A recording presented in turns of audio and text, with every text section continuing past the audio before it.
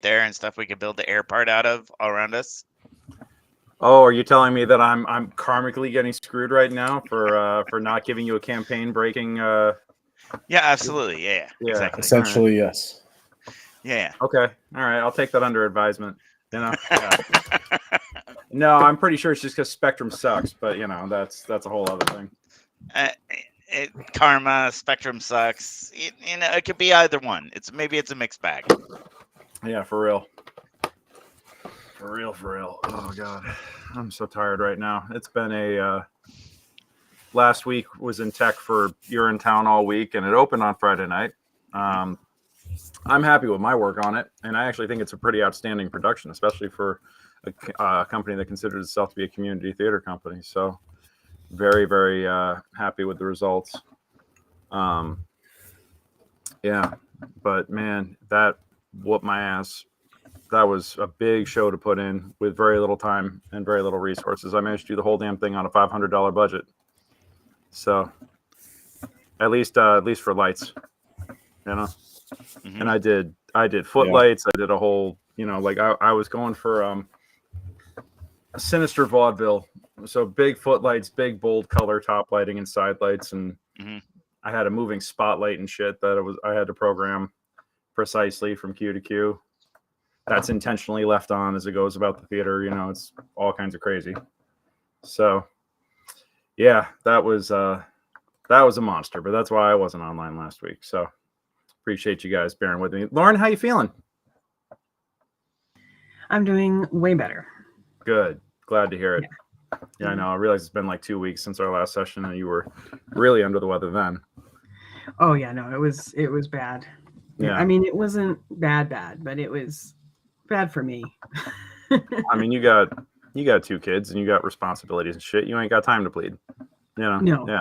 No. Or get sick. It's very inconvenient to get sick when you have kids. You don't get sick days. Yep. Cool.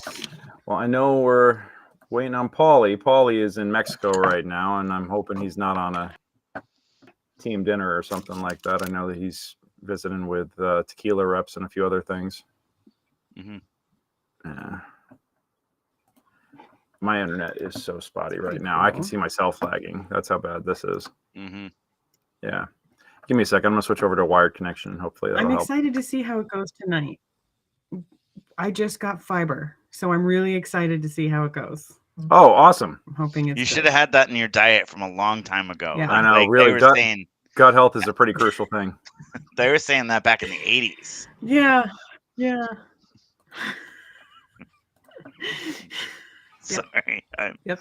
No, good joke. I approve. I don't. You guys go on ahead and catch Lauren up on what she missed, because there was some shit that went down. Okay. You guys catch her up. I'm gonna try and get my internet cooking here. Okay. Do you want the short version, or do you want the long and winding confusion version? Give me the short version first, and then if I have questions, you can give me more detail. So we traveled for a little while. We each stood guard. There was a bunch of gnolls, demon gnolls. All gnolls are kind of demonic, but like these bad demon gnolls, like out and under. They didn't see our camp, but like they were out moving around that night. And so when we rolled on to the devil's like fort, it was trash. Like the dude we came in, that we had the devil noble that we made the deal with, was fucking dead. Everyone's dead. Kenku dead. Everyone's dead. Like that idea that you have there, dead. Like everything is dead, right? Like and then Casan's searched around for a pole. Greg did not let us build an airship, even though there was a ship right there on the thing. He just said no. Can't build an airship. You don't have enough time. And speaking of time, pretty sure we found a magical time turning watch that is going to send us back in time. But of course, we didn't attune to it because I just hit the button, and zoink, So are we like hanging out with dinosaurs I now? don't know. We went zoink, turtles in time. Oh my god. This is the plot to Dragons Love Tacos too. Yeah. I'm sorry. It's the plot to what? Dragons Love Tacos What the 2. fuck is that? It's the sequel Dragons to Love Dragons Tacos- Love Tacos. Dragons Love Tacos is a popular children's Oh, book okay. about dragons who love tacos. In the sequel, all the tacos are gone. There's no more tacos on Oh, the no. planet. And so they go back in time to find more tacos. And then something happens with the time machine where it stops working properly. And then they go to like a different dimension where instead dragons love diapers. And then they go to another dimension where tacos love dragons. And then they finally get it working and they get the tacos. But Anyway, that's what I was immediately reminded of. anyway, Amazing. Dragons love dragons. Miguelle is not Hermione Granger and does not know how to use the time turner, and Tony would Well, Hermione would know to a Yeah. tune.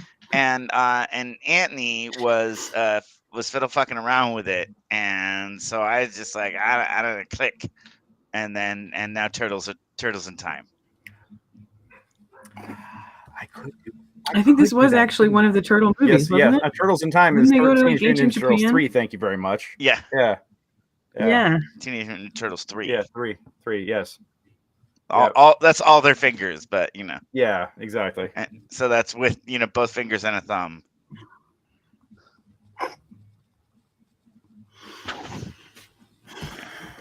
Anyway, I'm just. Well, I could do that, couldn't I? All right. I'm saying it's turtles in time. Well, goddamn. All right. The possibilities are Well, endless. fuck, I'll just throw all of my notes out. You gave me a I'll magic. You know what? I'm throwing out all my notes, and we are just gonna fuck around. You fucked around, and now we're gonna find out together. You gave All me a right. magic item that you had to attune to with a button that activates it. I don't know what you were thinking was going to happen. I thought you'd fucking God. attune to it before you used it, but That would have been smart. I mean, fair. I keep forgetting that your brother's not here to yell at you anymore. Yeah, Your older brother. I'm dumb. Not me, but Miguel is an idiot. And Anthony was just like, well, yeah, because and he was sitting there plotting and scheming and thinking. He was thinking real too hard, and I got confused, so I just pushed the button. A little too much, yeah. As he does. Like you do. Well, son of a bitch. Now you know what? Damn it. Now I have ideas.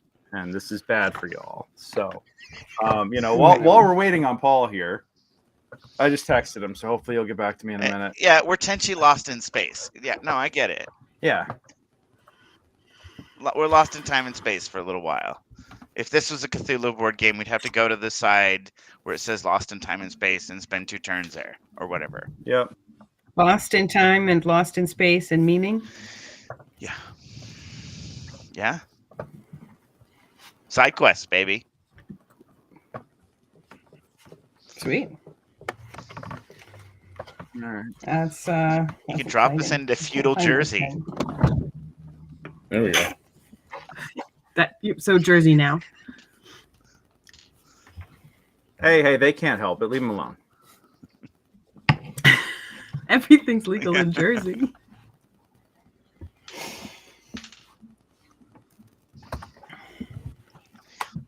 Okay, it took me an embarrassingly long time to realize what the feudal era actually meant. Oh? That it was It was feudal, not feuding faction. Oh, not futile. Well, not even that. Like, I knew how to spell it, but like, I was like, okay, it's like an economic structure with serfs and shit. And I'm like, wait. Because I was listening to be a great fair, that is podcast how about they William, explained and it. talking about William the Conqueror. I mean, yeah, like in my education, That is how in schools school, explain it. It's not exactly, they don't lead in going like, okay, they call this feudal, because the whole system's called feudalism. You know? right. Yeah, exactly. They messed with my head so much, and it could have been so interesting. Yeah. Because William the Bastard is just so much fun. Hey. That's William the Great. All right, there. Sure. That William the Conqueror.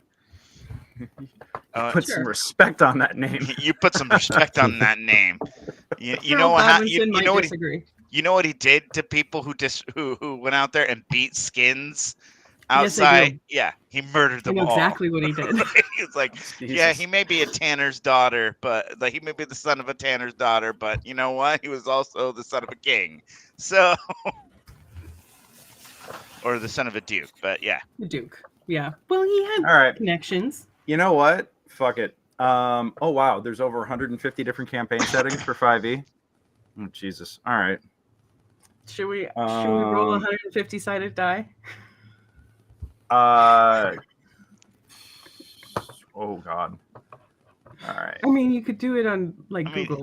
Yeah, but I mean, how many do we have to go through before we become attuned to the thing? And like it's just like it's got obviously fritzed out. That's a solid 3 adventures right there. Can this be the musical episode? I'm literally. Are we gonna end up back in Fallout? We can come back to Avernus with a mini nuke launcher. No. We got a fat boy for you guys. No. Hey, And Zario. I have a friend. Oh God, no. Marvin. Miguel has a friend, Marvin. Marvin and Miguel. Hey, I get a dragon next level. Time Did you see the latest trailer for the Fallout show? Oh yeah, I'm super with stoked the Mr. Handy. He's like, please get on the thing. I'm just gonna disembowel you. I was Yeah, like, that guy's like, name's probably Marvin. Yeah, that guy is. Marvin. That's 100% Marvin. Absolutely, not even close. It's this dude. Yeah, that show is gonna be fucked up in all the best ways. Marvin was like, he did say it's basically, if I could manage to kill everyone, that was a good thing. Yeah, but it was like, then who will repair me?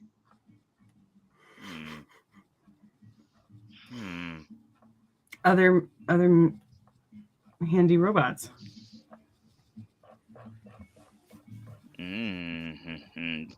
Yeah, but robots making robots. Yeah, but I don't know how to make them sentient yet. You don't have to get them to repair you. Yep. Singularity comes when it comes. Yeah. All right. I'm gonna roll a random number. Yeah, do it. Feudal Japan. TMNT3, yes.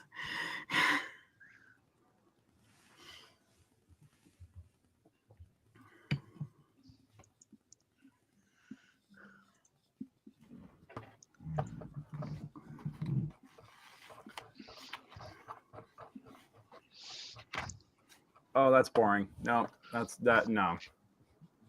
I'm not literally keeping it in the same campaign world that we're in right now. No.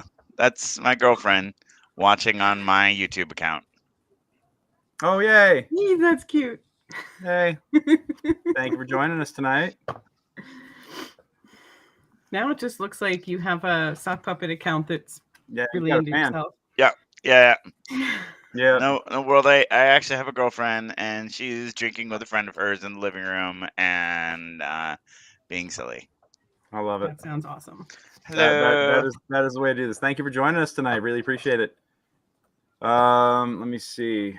Yeah, let me re-roll this shit.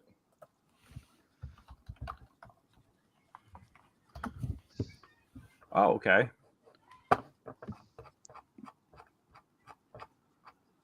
If you're rolling for all 150, I think you should make it 150 once that there's a tiny chance we go to Fallout and get a fat man. Give us that little percentile. Or just a suit of power armor. No. Yeah. Oh, dear God. Yeah, I'll take a suit of power armor. Yeah. Oh, dear God. I can't power a city for a month or power armor for an hour. Yeah. Okay. I'm going to need a minute to set this up. Yep. Because I had one that I was kind of gunning for, but I just got my second best choice. And shit's gonna get crazy. All right. Well, sorry that we derailed everything, audience, but we will be ready to go here in a little bit. I'm gonna go get something to drink. I'll be right back. Okay. Ooh. I'm just sitting here listening to my very noisy neighbors having their Bible study group, I guess. They're having a very noisy Bible Thought study you were group. about to go a different Oh. direction with that. There's yeah, right. guitar. There's guitar. There's Are they probably are they food. debating the Book of Job right now? Like, I know there's some spicy shit. Are they like, dropping Probably mushrooms and reading Revelations? Like, what's going on here? I mean, that's probably way more interesting than what they're actually doing. I think they're just hanging out. It's finally nice. Like, we had a gasp of spring a couple weeks ago, and then it snowed for like 2 weeks straight, and now it's nice again, and everyone's just going a little bit nuts about it. Like, I'm just excited. I have my indoor starts going. Okay. As soon as it gets above 50 at night, I can put them in the new raised beds. I have a composter, like a big turny. I'm excited. Okay. I'm gonna try real hard not to kill them all this year. We'll see how it goes. I do not have a green thumb. Oh God, do I know enough about this? Oh God, do I? I'm an aspirational plant mom. I mean, that's fair. I think I travel too much for plants. You just like, Cool. like a cat, you can like put out a little extra food and water, and then they're just mad at you when you get home. But like plants, Yeah, our cat used to crap on the middle of the Japanese silk rug, like in the white part outside of the pattern. Oh, because they know that'll make the most pronounced. Mm-hmm. Oh, it was 100% strategic. Matt, my internet still has not improved, and I swear to God, I'm watching. I see you in the waiting room window, but then I actually see you in the stream preview, and the stream preview, you just look like fucking zen and blissed out with just your eyes closed and this little smirk on your face. It's a little unnerving. That's exactly what he's like. Yeah. Very gentle giant of you. Yeah. I feel like Casan really channels the dude a lot of the time. Yeah. It's like your opinion, man. Well done. All right. Jesus. Okay. I need some stats for shit here real quick. I'm gonna figure this out. I thorn whip it. Thorn whip it good. There we go. I love thorn whip shield bash as a combo. As shield master, the problem is I'm just not good at athletics. This is just a suboptimal character. I love him. Does that let you pull him in close and then knock him prone? Yeah. Is that the goal? Yeah. Pull him in, knock him prone. Not always the result, but that's what we try. Yeah. Miggy is more of like a role-playing character than like a min-max character. I'm a fan of putting Miggy on like some casters so he can cast Spirit Guardians, then go to Shell, and then just push him around. Yeah, because now you just got to paint his shell blue and he's all set. Yeah. Man. Yeah, but Spirit Guardian, Cleric. Like I need another. I need to take Warcaster, so I'm not having to just like constantly I can't. So I can get those advantage on concentration checks, so I can just keep Spirit Guardians up forever. I always think about multi-classing, but then I can never decide. Oh, what I want to do next level with Ranger, I get a dragon. That's pretty sweet. Yeah. Should I do something insane like Sorcerer Barbarian? What? Should I multi-class in Barbarian? Would that be hilarious? I get a little baby dragon. A little baby dragon. Okay, yeah, sure. Like a wyvern? You're gonna get Barnaby. Yeah. Oh. Yeah, I'll get a little. What was he? Brass dragon. Yeah. because the clockwork amulet he gave me will hatch into a little spirit dragon. I literally went down the ranger path like after level 5 because of the whole Barnaby side quest thing. Literally, it's just because I love the that. character Well, development. then we're bringing Barnaby back just to honor that. So yeah, Seth, absolutely. Seth knows Had to what's get to up. level 5 just in case we had a death first in cleric before I started going down the ranger path. But also with the switch to nature god, it made sense to like pick up some.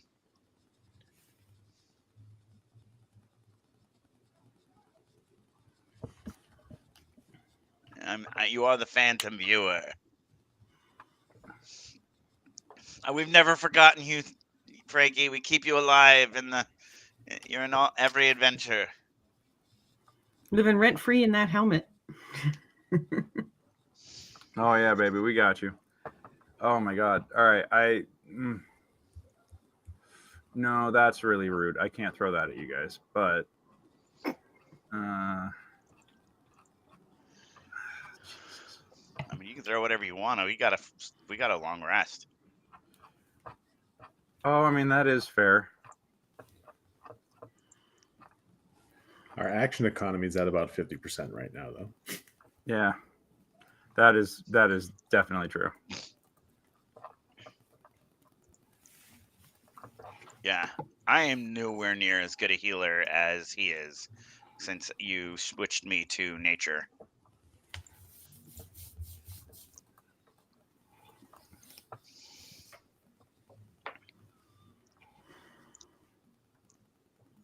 It's been a long time since I've looked at my character sheet, but I have an inspiration on there. That's exciting. There you go. Although, are those supposed to last? Yes. Well, technically, you're supposed to end at the end of each session, but I'm letting them carry over just because I hate seeing people lose stuff. What about losing the dream of building a flying airship? Oh, that dream is dead, dude. That dream is dead. I mean, it is the solution to the city problem, which is why we can't do it. It's like, oh, just load everyone on airships and get out. So we should go to Eberron. They're all get out where is the question. I don't know. We do it. Yeah. I think they can start. They can build a new city somewhere else. Asgard is a people, not a place. All right. Okay. You know what? Asgard is a state of mind. Asgard is indeed a people, not a place. I mean, ¿por qué no los dos, eh? All right. I need to add a page. I need to add a map. Shit's about to get real gnarly here. But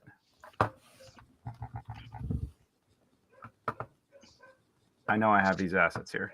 You also have. So just to catch everybody else up, because I realize that I've just been tap dancing and killing time for about 15 of these 20 minutes that we've been online.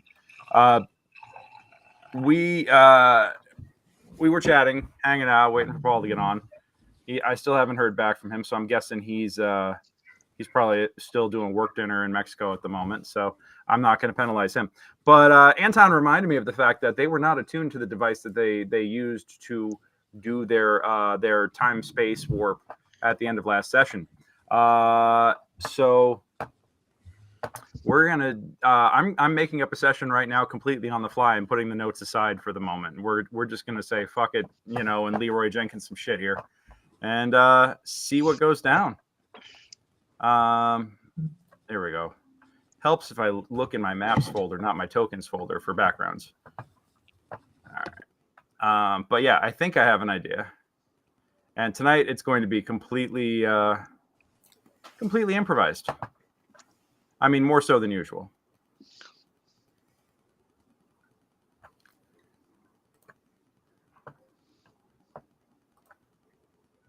And who are you? Oh, we'll do the full intro once I'm ready. I don't want to like blow the intro too quick. All right, yeah. All right, here we go. Yes. Nope, wrong one. Can I make a spell that says summon Frankie? Did we land somewhere where these are accepted currency? No, you did not. Damn it. No, you did not. Like I said, though, you guys have landed in a campaign world that I've wanted to explore for a very long time, that I've kind of like read up a little bit on. Oh no, you didn't. What do you think? Dark Sun. Fuck you, dude. All right, now I'm changing it. No, I mean I haven't played any Dark Sun since the 80s. So go. Yeah. I don't know what it is. I don't even know what it is.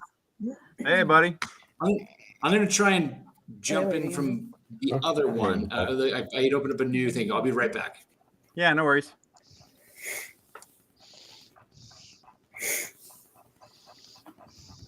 All right. Cool. Damn it. I knew I should have kept my mouth shut, but you gave me ideas. Julie wants you to grow your beard back, Greg.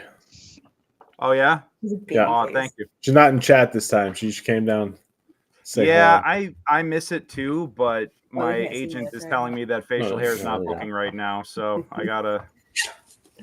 Good to see you, darling. So I had an audition for Criminal Minds on Friday, so I had to shave it down. And right now, I'm just trying to, like, cross my fingers for the callback. They had more in-person auditions today, so I might hear back tomorrow. We'll see. Okay. And all right. So, y'all ready to do this shit? Ready. All right. Well, good evening, ladies and gentlemen, ladies and gentlethems. My name is GM Greg, and I am your Game Master this evening. Welcome to Tales of the Tortletonis for March 18th, 2024. This is a D&D 5e actual play live stream where I get to play D&D with 4 of my best friends in the whole wide world. I've been gaming with some of these folks since, oh my God, Paulie and I used to LARP back together in high school, and Matt and I went to college together, and we played lots of D&D back then. Yeah, Anton and Lauren, I've known you guys for a few years now too. It's just, this is fun. So I do run professional games in person and online around Los Angeles and across the globe with the wonders that are the internet. But tonight, these games, this is a little bit more letting my hair down, kind of having a good time and bullshitting with friends along with running a game. So if it's got that kind of casual vibe to it, yeah, that's exactly why. But you can book me to run a game like this for you and your friends. Go to gmgreg.com. Captions, there we are. gmgreg.com. Check that shit out right down there. And that is where you can go on ahead and book a session with me. I also run games for kids. I run games for adults. I run games for everything in between. I have a ongoing West Marches Mega Dungeon campaign called Secrets of the Barrow Maze that is currently ongoing. I do have several tables running of that. Also, I'm going to be running a one-shot at, oh my gosh, it's Video Vortex in downtown LA at the Alamo Draft House on April 7th at 2 p.m. I will be one of about half a dozen DMs running games in the bar there.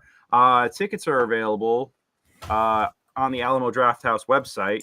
But yeah, you could book a table with me there and play some D&D in a bar and have a great time. Have a drink, have some bar snacks, and roll some dice with me, and we can have a good old time. So April 7th, come on down to Video Vortex. Get a ticket in advance because these events do sell out. Every table I've run there so far has been completely full.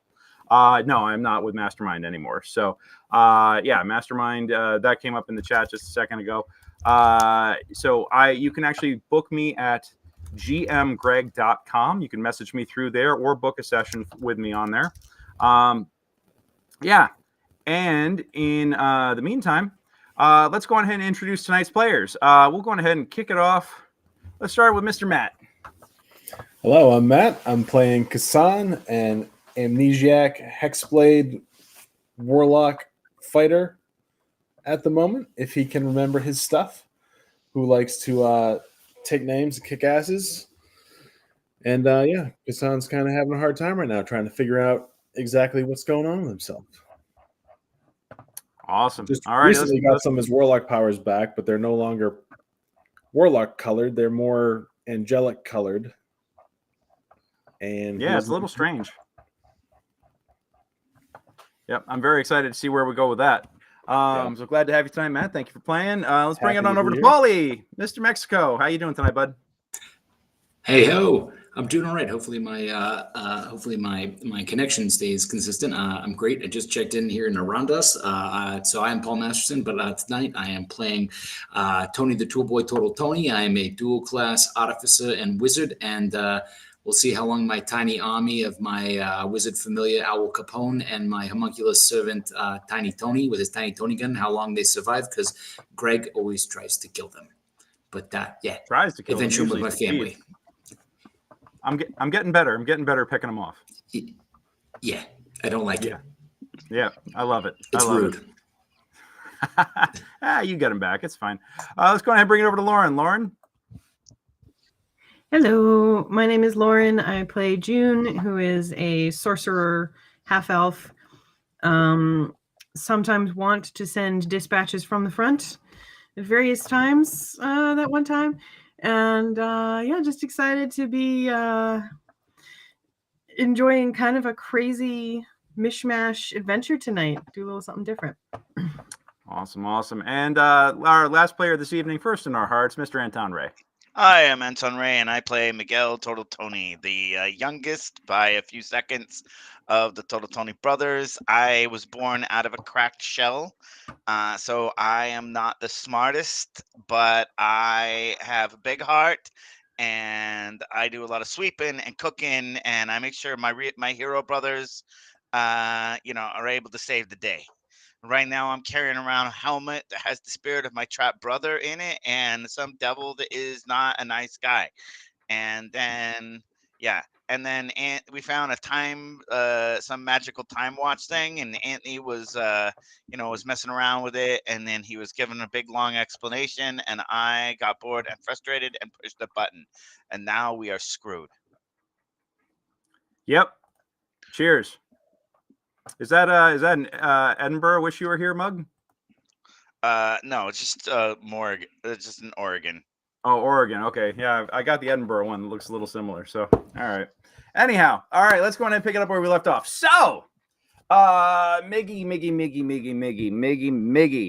Anton, first off, thank you for the idea. If this goes tits up, by the way, I just want you all to know it's Anton's fault. Okay. I'm just throwing that out there right now. I am completely randomly generating this encounter and making this shit up as I go on the fly because I was, inspired to do so. But I happened to say Turtles in Time. Yep, that was it. It was just like, you know what? I remember how much I love that movie. So, and the video game. And oh yeah, well no, but the third one was Turtles in Time. The third movie was Turtles in Time, wasn't where they go back to feudal Japan? Right, but there was a video game too. Hold on, go ahead, keep going. We're gonna Wikipedia that shit right now. Okay, so, and put it in the chat if you know what it is we're talking about here. Maybe help us out a little bit. Make sure we're because we're getting old and senile. All right, so Miggy, you activate this device without fully attuning to it. Mm-hmm. First off, I need you to make a wisdom saving throw.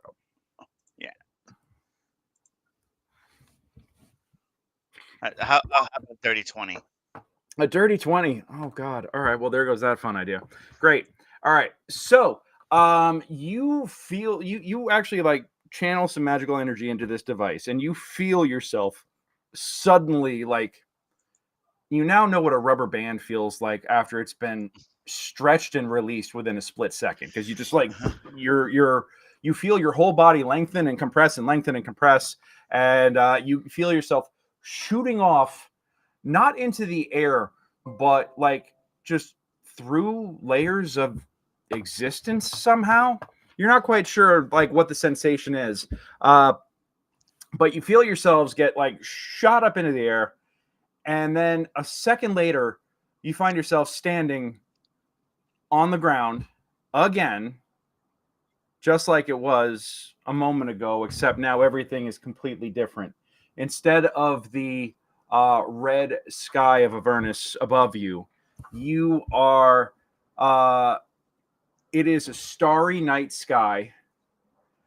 Instead of like hot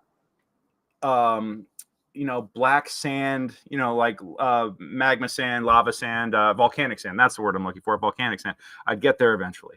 Instead of feeling volcanic sand between your toes or your underneath your boots, you feel fine, like super bone dry, grainy white sand underneath. And the air doesn't reek of brimstone and suffering here. Instead, it is dry and salty, and you are, you actually, as if you guys weren't dehydrated enough as it is, you just take a breath in and you feel all the saliva just dry up in your mouth as you stand in this. Also, it's gone from uncomfortably warm to fucking freezing. I need everybody to make a wisdom check. Me again as well? Yeah, why not?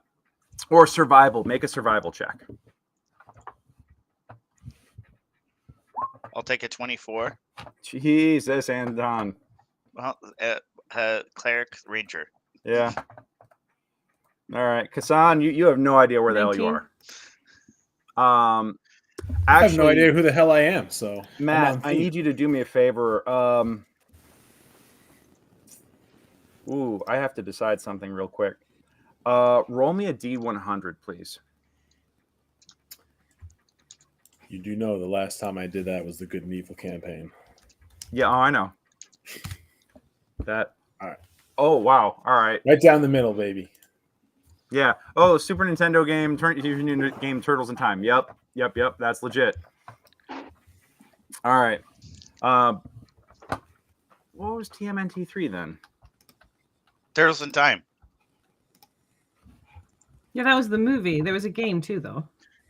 Yeah. Okay. So, but the game wasn't based on it. I don't think it. No, it didn't follow the movie. Mm-mm. That's why I was having a tough time with it. All right. Cool. So, oh boy, an exact 50. You had to roll an exact 50. Okay. That's right. Yes.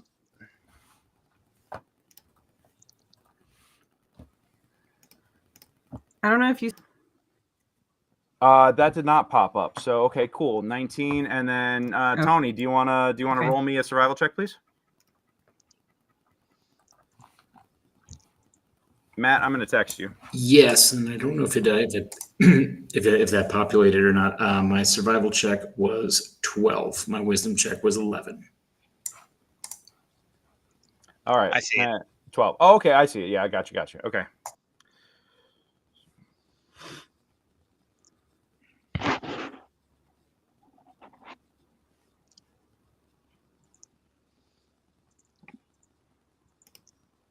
I think because I'm using a different browser now, I don't have the widget installed to translate from. That's what I was thinking. You D&D guys Beyond probably to aren't Roll20. connected.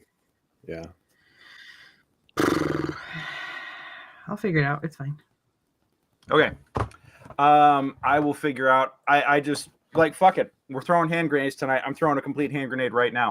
All of you notice that they're emanating from somewhere around you as you're all getting your bearings is a glowing white blue light that it seems to be emanating right next to you, right around you. It's so bright in this darkness that you almost can't see it for a moment, but as you look at it, you see a humanoid. It seems to be a white blue light of the shape of a humanoid. Yeah.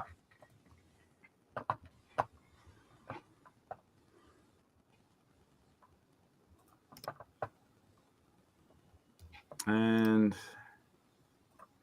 Anton stepped away for a moment, but here we go. All right, so we'll resolve that first, and then I'll tell you guys what the results of your checks are. Did you all get that, or did I lag out? I heard it. Okay.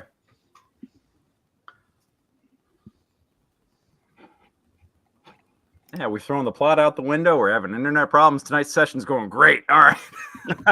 Nailing it. Hashtag nailed it. Yep. All right. So, Miggy and Junie, both see like I said, this blinding white light that seems to be standing in your immediate vicinity. What do you guys want to do? I think I'm gonna like step in front of Junie, raise my shield, and kind of back up a little bit. Okay. Cool. And June? Can I prep? Away from. I'm gonna prep a thing. Hold on. Okay.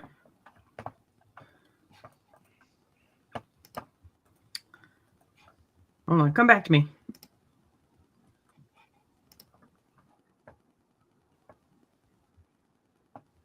All right. No worries. Matt, what do you want to do?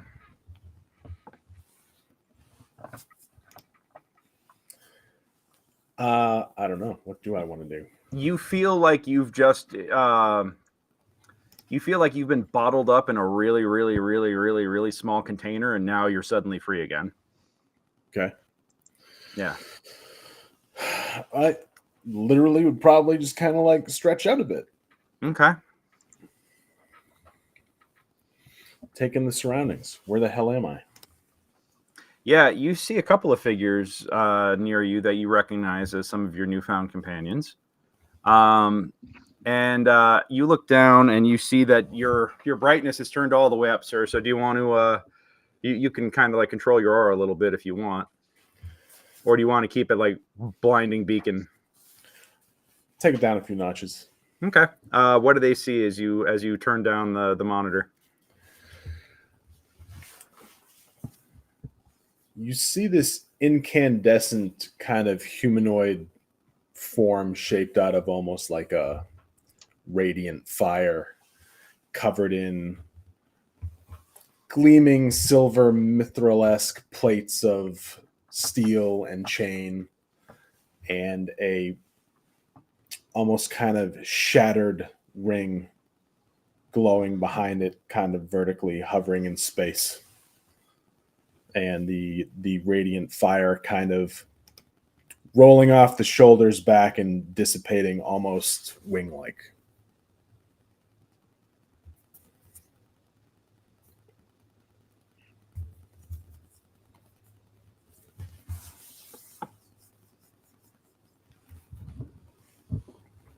Everybody's quiet. I already did my action. Yeah, no, I understand. You've taken a defensive stance, and Matt's character is currently like cricking his neck a little bit. Tony, what do you want to do? Okay, so seeing what I liked out there, so Miggy hit the time stopper. We go through a thing, and there's this being that is where Casan was, who's glowing, basically, right? Correct. Okay. Yeah, I'm going to take a step back, and I'm going to try and assess it in terms of Arcana. Okay. And hold up my shield just in case it's. I mean, I would assume that something bright white light is good, but You can't always be too sure. Can't always be too sure. This is out of your ken. Arcana is not the right role to resolve this. What I can tell you right now is that this is not anything that would fall under Arcana. But you get the feeling that this might be something more divinely oriented. Religion, yeah. It's this looks like iconography, Saint Yeg iconography. Right? This does not look to be Saint Yig. No, I mean, but like, you know, people with wings, big bright whites, pretending to be all good and everything. Along those lines, yeah, sure. Yeah, so I'm a little skeptical because you know, those Yigites they were liars.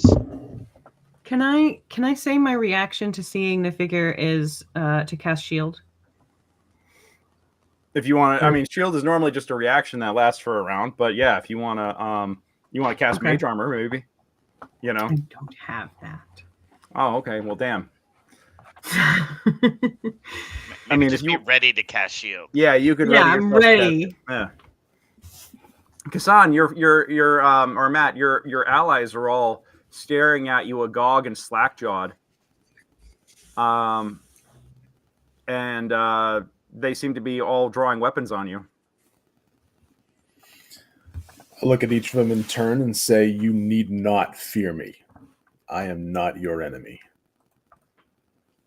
And I'll turn my back and look out over the landscape in a showing of trust. Casan, are you Casan, or like who we talking to here? I am not Casan. Okay, so who's yours? Where's Casan? Casan's not here. I think it's the Casan's helmet being daddy. judged. You think what? What was that, Miguel? I think it's the helmet daddy. No. Okay. So can you say who yours is? You can call me Castus. Castus. Okay. Gotcha. And like, was you trapped down here in hell, or what brings you to this neck of the woods? I wasn't in hell. I was in our divine realm. And I saw some kind of singularity in the astral plane. I went to investigate it and I was pulled in.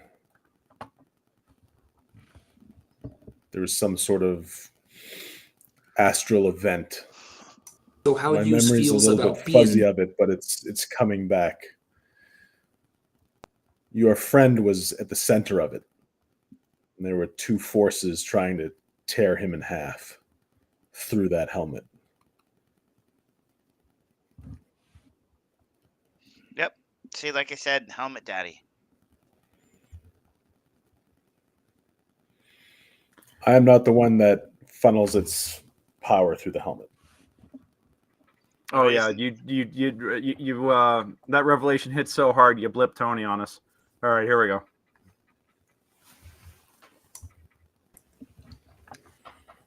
Yeah, you put me. I heard something about the helmet.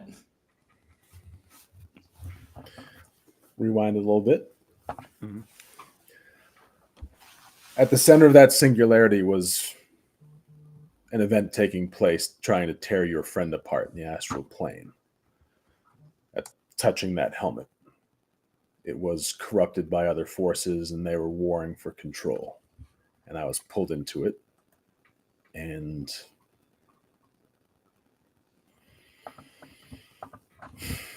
I woke up with Miguelle looking down at me with no memory of what had happened.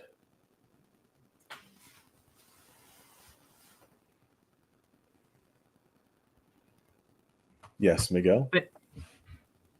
Okay, I have questions. First of all, question one. What's an astral plane? Question two, what's a singularity? Question three, how are you, if you came here because of the porter from the helmet, how are you not the helmet daddy? And I still think this is like not hell. Like this is like much more of a heck, or well, it was. Now we're somewhere else because Yeah, I will say that with your wisdom saves or your survival checks, Tony, you don't recognize the area. Casan, you've got no idea what the fuck you're doing. It's icy here, though? Yeah. Really cold and like icy? Well, no, it is not icy. It is a desert. But it is okay. freezing at night. Freezing, okay. Because deserts get fucking cold at night and people forget about that shit. I don't. Yeah. Anton, you realize that you are not in Avernus anymore. You are someplace completely different, but this is also, the constellations are all wrong. You do not recognize the stars. It is a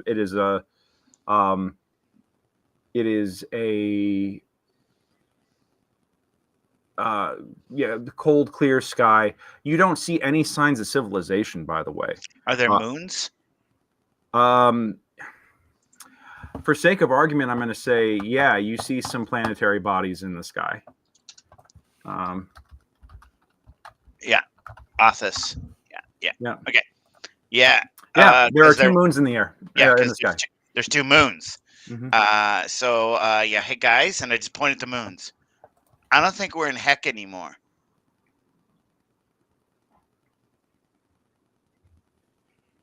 This thing did not take us back into. Oh, maybe it took us.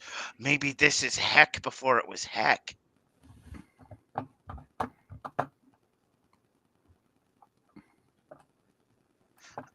Wait, no, that doesn't make any sense. Does it make sense? You said we're in like a desert landscape? Yes, correct. Is there any? Are there any structures or anything around us? Give me a round of perception checks.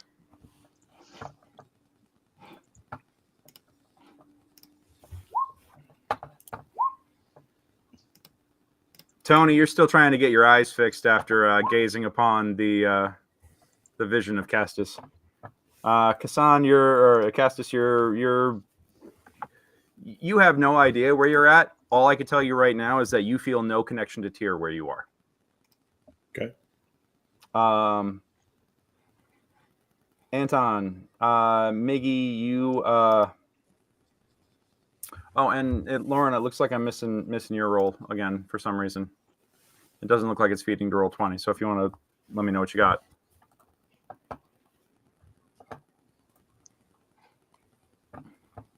Okay, yeah. My D&D Beyond roll is showing a dirty 20. Dirty 20. Okay. Yeah, let's see here. Okay, so you guys are looking about, and Anton, I'm going to say that you see off in the distance what looks to be the desert shifts from rolling sand dunes to rocky desert mountains. That's a ways away. Lauren,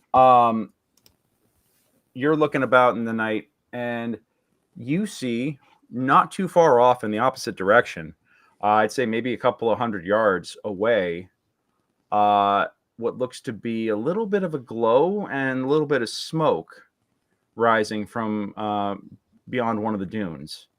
Could be a cooking fire, or campfire, some variety. It doesn't look like it's large enough to be some sort of object on, currently aflame. Okay.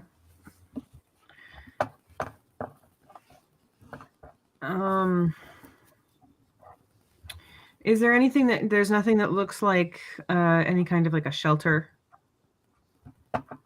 No. I mean, you could head towards the mountains. You could head towards the mountains. That would be my one. That would be, if you were looking for like shelter, you could probably head towards the mountains, or you could, you might be able to try it. Well, you don't have any materials on you to set up any sort of like camp or cover or anything like that. I mean, I could just plant grow. Fucking try that.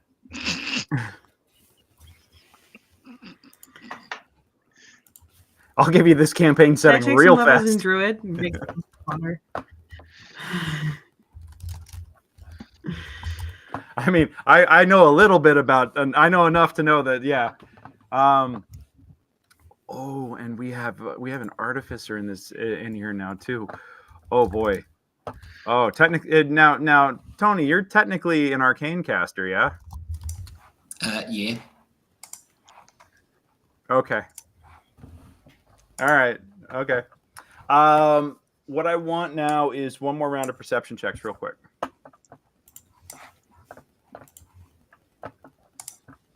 I'll take a 26.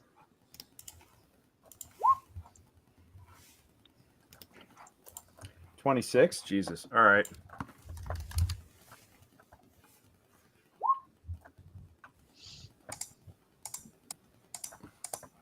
All right, 26, 19, 8. And let me know what the time. Actually, good. 26 is good enough to start with. What you guys are looking around, and one of the things you do realize really quickly is that Castus's current form is almost like a beacon. It is by far the brightest and most obvious thing along the skyline at the moment.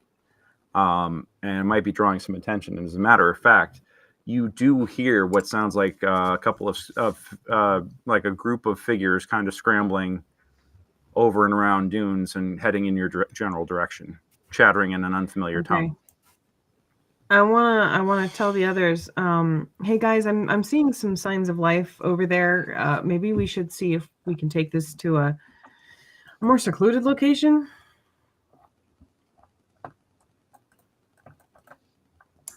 This little committee. Is that someplace looking secluded? Yeah. Am I able to bring my illuminance down so it's just kind of my fiery orb eyes? Your very divine nature seeps out of your pores significantly. Okay. But you know what? Give me a Constitution saving throw, and we'll see how long you can tamp it down. When Junie says that, I send Owly and Tiny Tony flying straight up to see if they can see down. Okay. Give me a perception check for both of them. Oh, 16 each. The first thing that they see is a pterodactyl flying straight at both of them.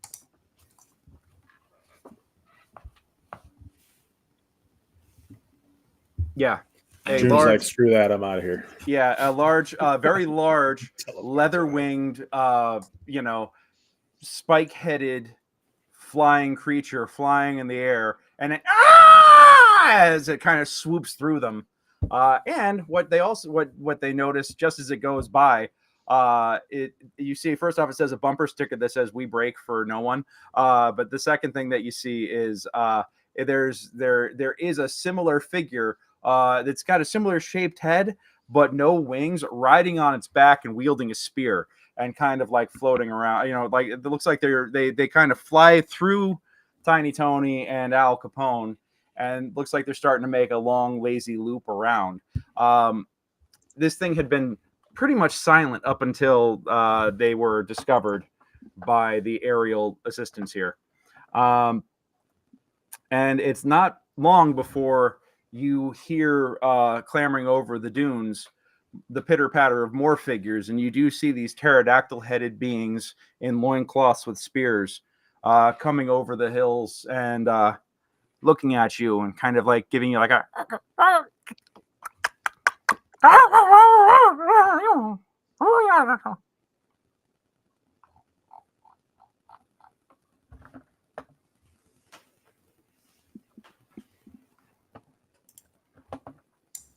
Would it be a history check to see if I know anything about this sort of creature? You have never seen anything like this before. Okay. Yeah, there's read stories. Yeah. There's no fucking way. You are not in the realms anymore. Is all I'm going to say. Gotcha. You missed the earlier discussion, so yeah. But this is all Anton's fault.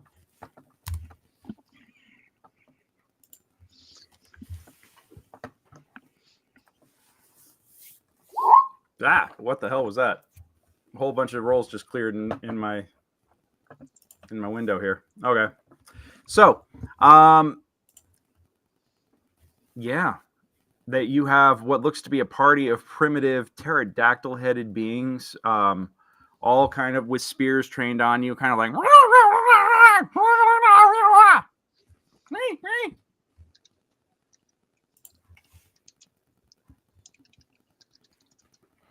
Am I still working with my spell list? What's that? Am I still working with my spell list here? I'm gonna say that. Let me see.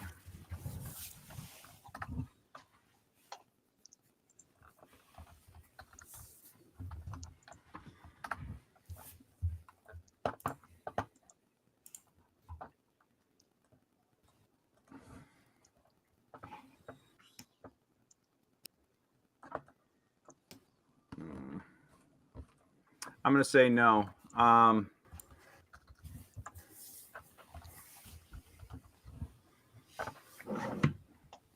geez.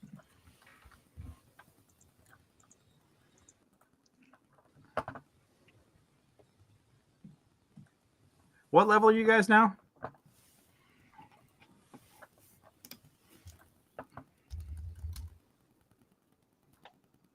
I believe we're all 7. All level 7. Got it. All right. Or close to it. Yes, level 7.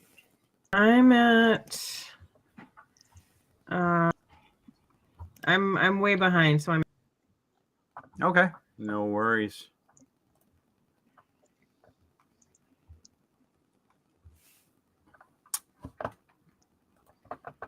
Yeah, you do not have access to that right now. You don't have access to that right now. But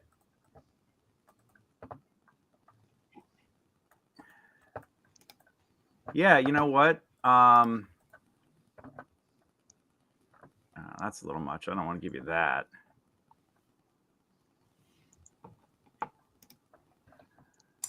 As a being of the astral plane, do you not have the ability to speak Don't all get the too speaks? excited, Matt. All right.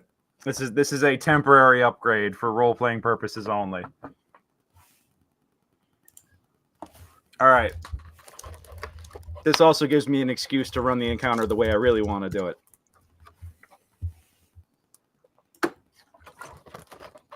All right. So, yeah, these guys, they're all like trying to talk to you. And actually one of them that is not armed steps forward. And let me make a wisdom check here of my own. Who do I think is perceptibly either the leader or the smartest among you?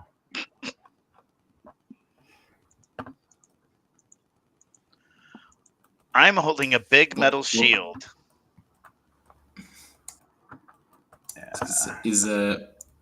Isn't Matt glowing with Matt flowing is wings? covered in metal. That's true. But they all seem to be there's still plenty of defensive stances going on around here. It's almost like a standoff of some kind. 3 ways at this point. Wisdom +1. Okay, I'm gonna roll d20 +1, and I'm gonna just basically do eeny, meeny, miny, mo. 21. All right. Holy shit. I wasted nat 20 on this. Or something. Tony. Yeah. I'm going to say that this figure locks eyes with you. I need you to make a wisdom saving throw, please.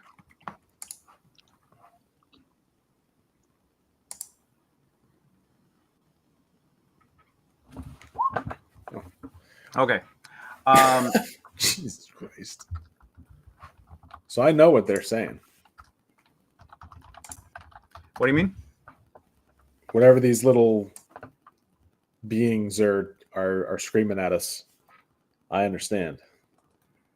How so? Because in the Davis stat block, it says languages all. Yeah, the problem is that I'm going to rule that because this is not a world that is known by tier. Yeah.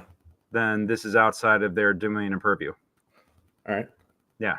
Are they within 120 feet? Yes, at this point. Can I read their minds with telepathy? I mean, you could try to read their thoughts. They're not gonna. Is that any clearer, or is it still just kind of gibberish to me? Give me an insight check. All right. Insight is wisdom. Yeah. Okay.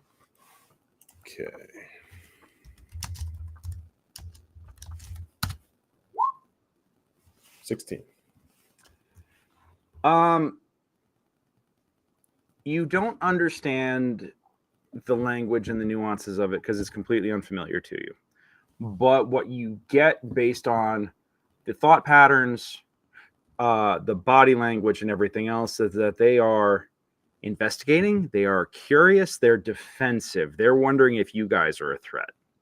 Also, I'm going to say, Casan, with this telepathy, you actually see a lance of red light. Nobody else sees this. A lance of red light go from the third eye, where the third eye would be located on this figure that's currently locking eyes with Tony, and connecting directly to Tony's forehead. You also see similar tendrils connecting these characters to each, or these individuals to one another. Okay. Can I detect evil and good? get a sense of that on these guys? I will tell you that, yeah, you can cast that. They are not aberrations. They are not celestials. They're not elementals, fae, fiend, or undead. Okay. So you know that much.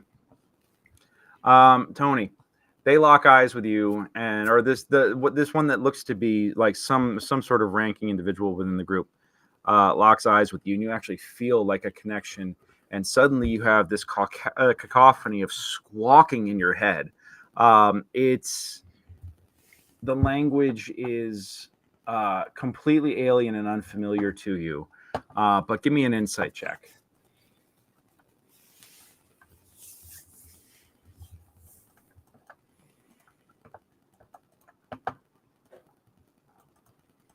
$11.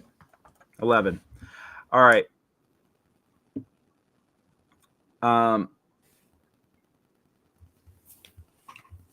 Okay. You yeah, you definitely feel your mind being invaded. But not, it's more curiously, it's like they're knocking at the door and it's almost an invitation as opposed to being like as opposed to like I know what a mind sliver, etc. would feel like. This is also something you've never experienced before. You have dealt with psychic magic. This is not that. This feels like something completely different and a new kind of experience that you've never had before. Yeah, Migs.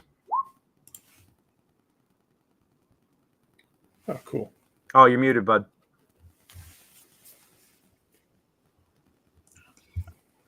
I think it was lagging there. I said I'm going to embrace it and give them a mental hug. Okay. Give me a persuasion check with advantage, please. And what do you want, Migs? Oh, did the pterodactyls land? No, the pterodactyl is still circling above. Okay. Can I talk to it? How do you want to talk to it? Do you want to just yell up? I want to use speak with animals. Oh boy. It's a beast. Yeah, fuck it. Why not? I mean, yeah, sure. Hey, hey, these things. Hey, your friends are talking to us, but I don't understand them. Can you translate? Do you know what they're saying? I mean, they have an intelligence of 2, and they go, but you hear it kind of like squawk back, like, what? Yeah. Can you like let them know we don't mean any harm or something? What? How you talk to me? Magic. Oh. I worship a tree god, and it lets me talk to animals. You see what you the trees? You see trees? Yeah, it's like a. Where are you from? Not here, real far away. Like maybe not even now. Maybe like way in the past or way in the future, but definitely not here. Give me an animal handling check real quick. And your persuasion with a 13. The elder kind of looks at you and okay, and a 12. The elder kind of like looks at you, feels your invitation, and you actually feel like a little bit of a nod and a warm reception back. And almost in unison, the tribe seems to like lower their weapons and relax a little bit. At this point, the pterodactyl surprisingly lands directly in front of Miggy and kind of like gives him a friendly headbutt. Oh! Ow! I've never had anyone to talk to before. Yeah, and you hear them just like clicking back and forth at each other, and even the rider is like giving this thing like a what the fuck, like trying to get it. And who's your friend? What's your friend's name? No,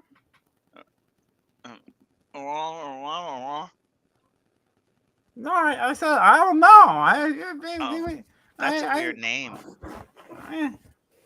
Well, I like you. I like you too. What's your name? I've never really thought of that.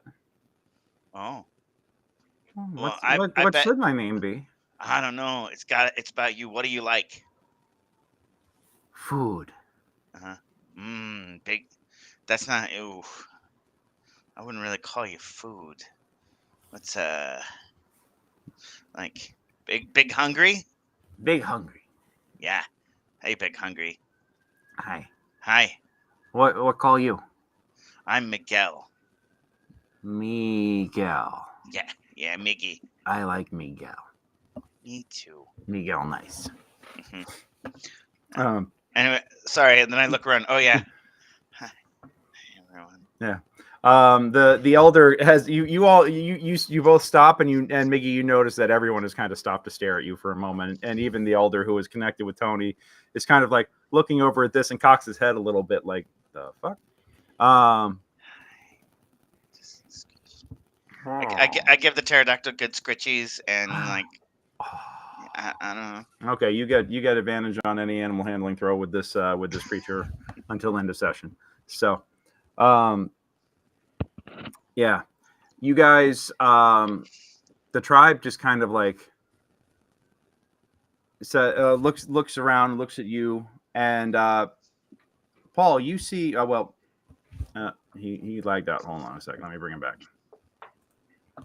Paul, you get an image in your mind of a fire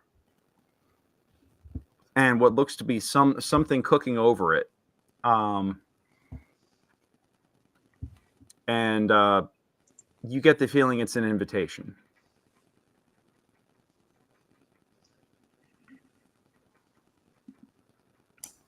Okay, I relay that to the group. I think they're gonna take us Okay, back I to think the they're camp. invite us. Yeah, I think so. Oh no, I was talking to the pterodactyl. Are they gonna eat us?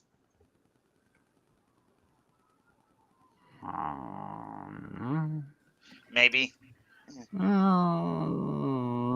They're too big. Too big.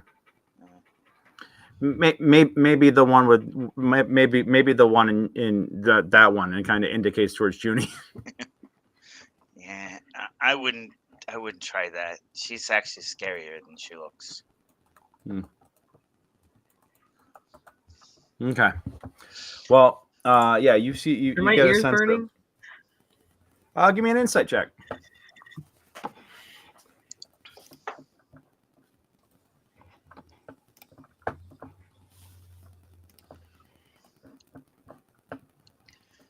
Anyway, so I immediately start telling this pterodactyl literally everything that's been happening to us, like and how my brother's stuck in a helmet and all the Why things. isn't it coming up on there? All right. Yeah, Miggy is just like barking and clicking at this pterodactyl-ish like figure, and everybody is just kind of like looking at the two of them. It's quite the sight. Do you guys want to accept the invitation, or do you want to try and find other accommodations, or do you want to try and figure out a way out of here? I think we accept the invitation. Okay. I think that's a good idea too.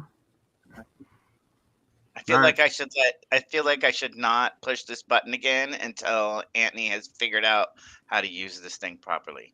Okay. Do you give it to your brother? I mean, I like. Yeah. Here, okay. Here you go. All right. Okay. So they take you back to the camp, and just as you guys are reaching the firelight, I want a perception check from everyone real quick.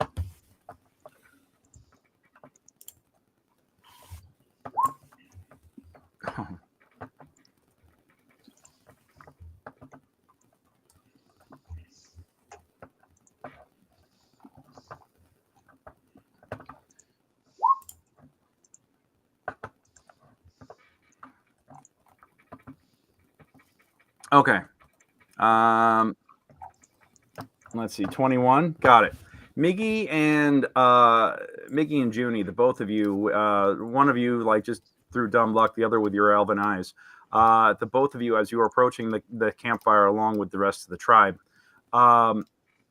you notice that part of the sky along the horizon line seems to be blotted out, like low along the horizon line. And you realize that that there seems it almost seems like another like little mountain range, but the mountains are in the opposite direction. How could that be?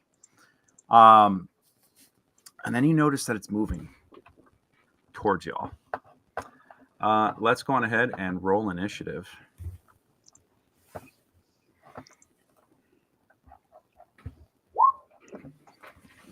I'll take a 12.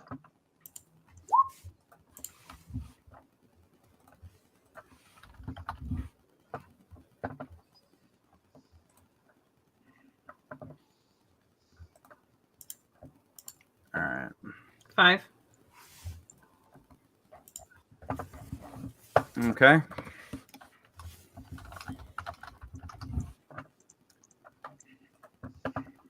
Yeah, got it. Save that. And actually, also considering the fact that one of you guys is a fucking diva right now, let's yeah, I'm gonna. You know what? Yeah, I'm gonna spice this. I'm gonna spice this up. So, in order for me to do so, we're gonna go on ahead and take our break real quick, and then we'll get back on the initiative roll. So, go on ahead, take 10, freshen up your drinks. We'll be right back. See. Sounds great. Thank you, Tim.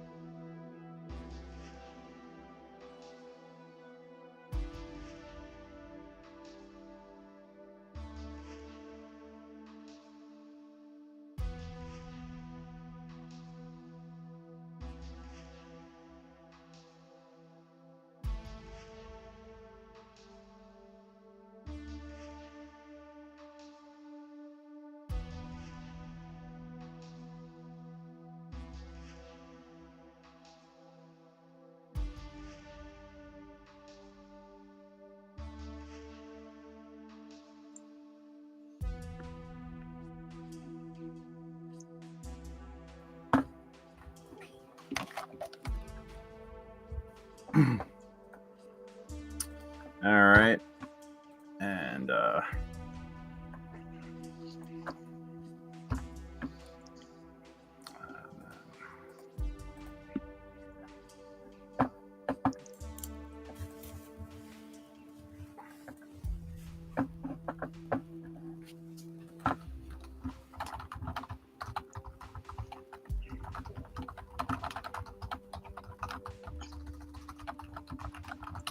yeah, I've got 2 different Roll20 windows up right now. One's the non-spoiler version to share with folks. So that's screwing me up just a little bit. Okay. Do you want me to manually roll in the interface? Would that be easier for you? No, I think just read it out loud will be enough. Okay. Yeah. Okay. Oh boy.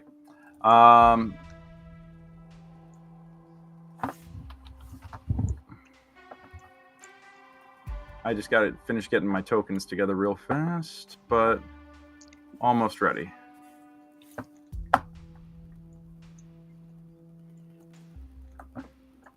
Yeah, this is going to be...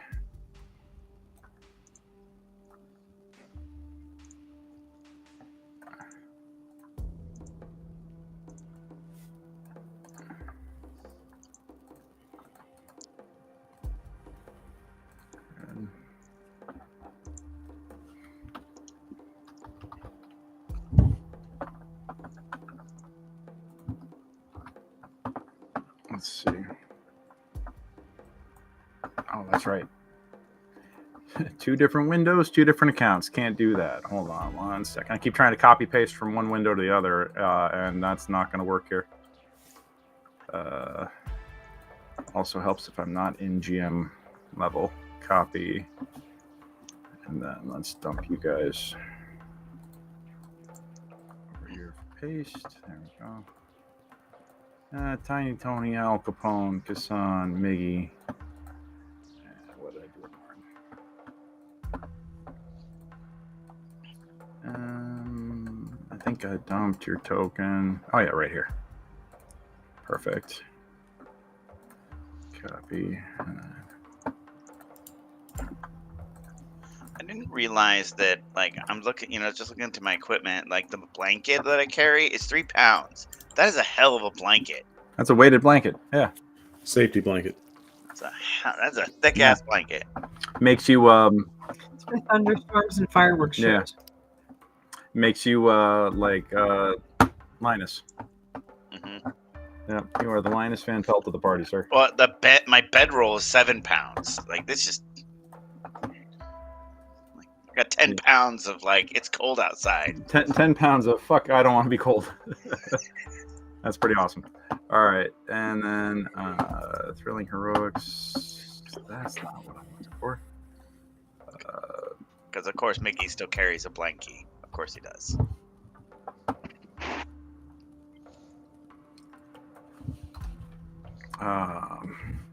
Yeah.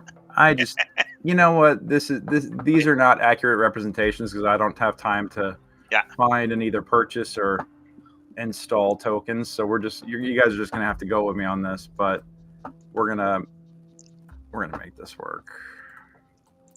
You got this, Greg. Yeah, no, this is gonna be fine.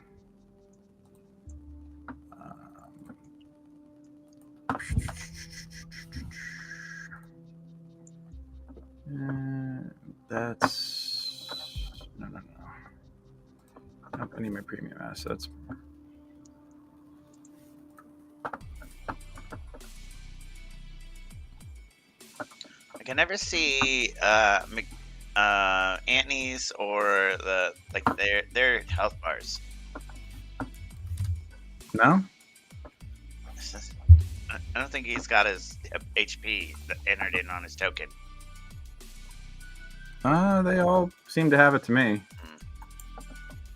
Are you saying you can't see the other player's hit point bar? Yeah, well, no, I can see Junie's just fine.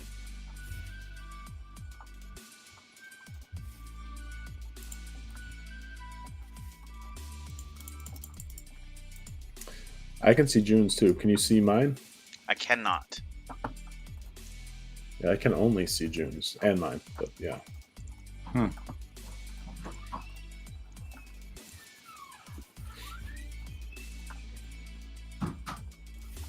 you see your own? I can see my own. Because I could only see mine. That's weird.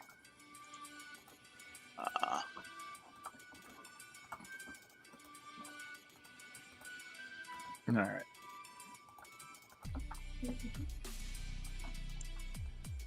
All right. Okay. And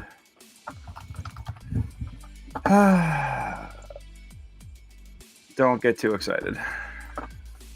Settle down. And yeah. Okay, now I'm getting too excited. Yep. Don't do that. All right. Where's Miggy? Oh yeah. Your new friend Big Hungry is the green dragon token.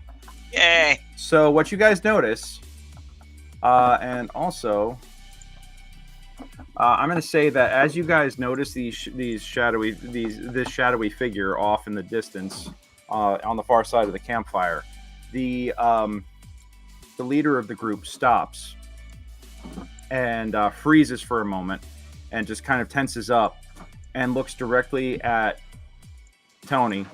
And Tony, you see them lock eyes with you again, and you see flashes of these two literal giant, terrifying-looking giant creatures that are humongous in nature, probably like 20 feet tall, with the heads of angry wolves, frothing at the mouth, glowing red eyes, 20-foot tall things. You saw a vision of you see like that imprint in your face immediately, like, whoa, holy shit. But then what you catch is that you see a vision of this little tribe all flying together on the back of these pterodactyl creatures, and suddenly a group of them are knocked out of the sky by a large boulder that's flung up into the air. And they look down, and you see these giants that are chasing after them, and actually flinging boulders with deadly accuracy, knocking guys out of the sky. This group was almost double in number, and those are the ones. These are the survivors of this ambush. Is the impression that you're getting, and it looks like that the creatures that were hunting them have found their camp. At least that's what they're afraid of right now. So, with that in mind, let's see. That guy gets to act, and I'm gonna. Oh, I got to share my screen here. Entire screen. Yeah, we'll do that one. Yeah, why not? And run that live. There we go. That's what I'm looking for. Fan-flippin-tastic. Arcane Magic, Dark Sun. Got it.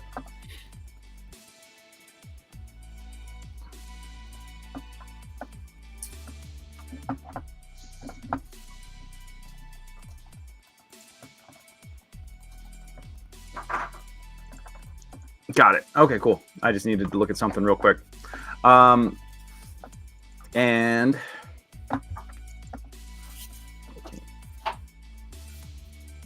okay, Miggy, you get to act.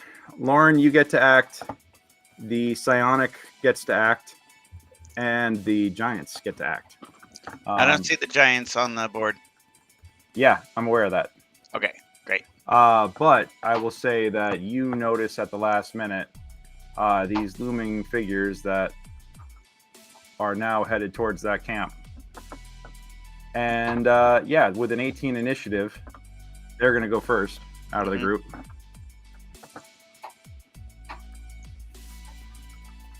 And they're both going to...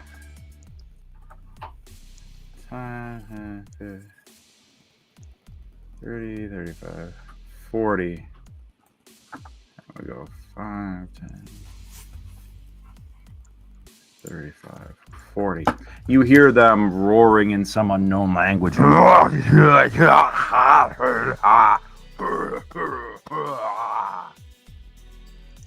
and these folk kind of like rear back with their spears. Big Hungry immediately with his buddy on his back take off into the sky and start looping around.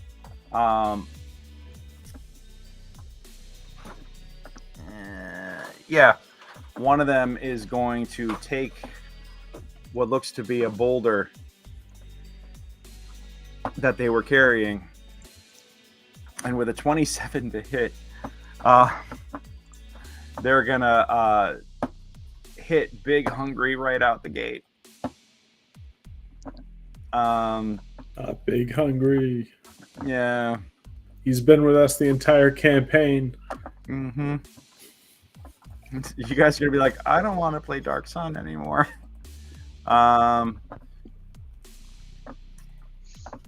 Let's see, that guy is gonna get 3d10 plus 7. Holy shit. Okay. Oh sure. Make it so I can't put them in thorns. Split them up, like, and play intelligently. Well, yeah. Also, good luck casting thorns in the desert. What's up? I also don't have control currently of Owly or Tony. Gotcha. No worries. Hey, scrub flesh and thorns are all over deserts. Yeah. No, this is not Tiamat. This is Tony the Tool. Do we get a sense of what kind of giants these guys are? You've never witnessed. You've never witnessed them like giants like this before. They seem like that they could be giants, as you have heard stories of back in your world, but you've never heard of ones with giant fucking wolf heads. So,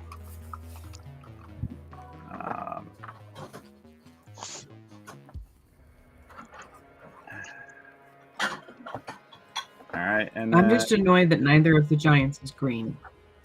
Oh, they're definitely not. And that they're not jolly?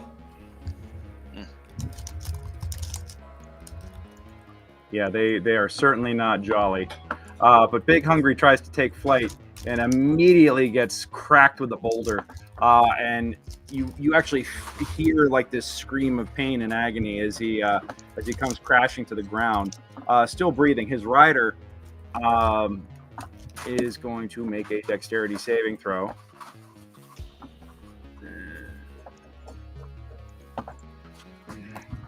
We're going to stick with the stat block as written.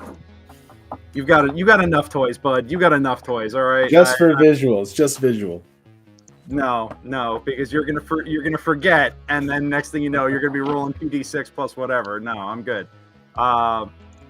Let's see. That guy has to roll. That's gonna be oh, that's gonna hurt. And he's gonna okay. He's not dead, but he's not doing great. Oh, these guys are a little beefier than I thought. Okay, so 6, 16, and then that guy 3d10 plus 7, 37. So. Yeah, so this boulder immediately comes crashing into Big Hungry. His rider gets thrown off and falls 20 feet and lands onto the ground with a sickening thud. And Big Hungry comes crashing down next to him. He lands a little bit more gracefully, but you could tell that he is that was a direct hit, and it got him real good. The other giant is going to also launch a boulder. This one at the front, at the pack of warriors in the front. Oh, and that's just going to miss completely. It's actually going to go sailing a little long. Oh, no, wait, that's a plus 11 to hit. Not a plus 1, that's a plus 11 to hit. So that's a 17. These guys have an AC of 11. Yeah, that's going to hit. And boom. 1, 2, 3. Okay, wow.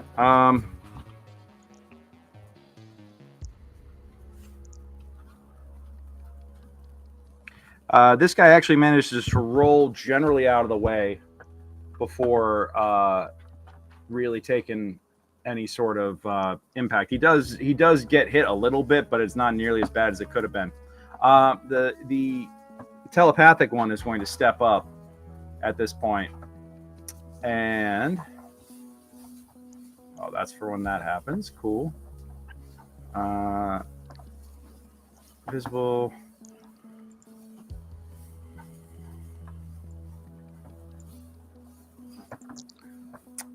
Got it. DC. Oh, you're going to make these idiots make a DC 12 intelligence check with a -2 penalty? That's so cruel. They fail. Or the first one fails. He steps up, locks eyes with this guy. And where's my... There we go. We're going to call it that. Kind of gives him a little bit of a psychic once over, and you actually see him kind of like shaking his head, trying to shake things out of it. Casan, you were not visible, but Miggy, you're up. All right. I go to here. Okay. And then I cast Bane on them. Okay. What kind of save do I have to make? It is Bane, because there's only 2 of them. I can cast the level 1 version, so it's Charisma 15. Charisma 15. Oh my god. 1 fails, 1 makes it. Okay. So this is the one over here that is baned. The other guy makes it. Okay. All right. And then what do you want to do? Or is that it for your turn? That's it for my turn. Everything else is bonus actions and reactions. So Got it. All right. Junie, you're up. Okay. I'm going to probably have to move. So I'm going to move, I think, the closest here. Yeah. What are these guys? Those are your those are your friends. the little lizard guys. That's the tribal lizard, the pterodactyl Little heads. guys? Okay. Yeah, I'm going to go a little bit behind them for... I'm going to hit the blue giant.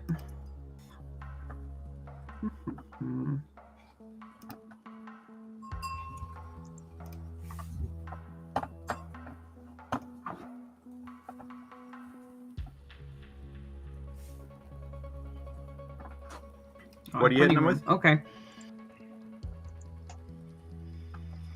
Sorry, I lagged out for a Ice minute. knife, What was that? 3rd level. Ice knife. Got it. Okay. So you're going to hit blue with 3rd ice level. knife. 3rd level. Okay. Nothing subtle about that. Got it. Let's By see the if I can way- make this work.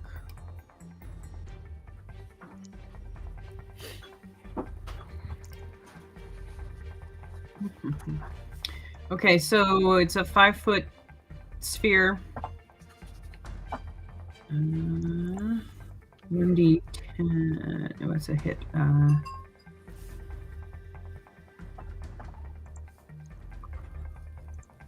By the way, that's what your little allies look like.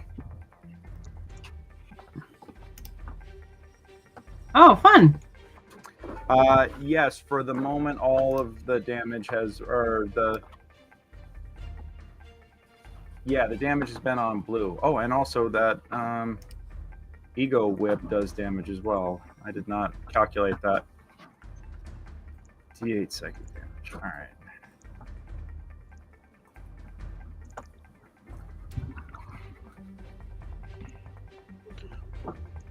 What?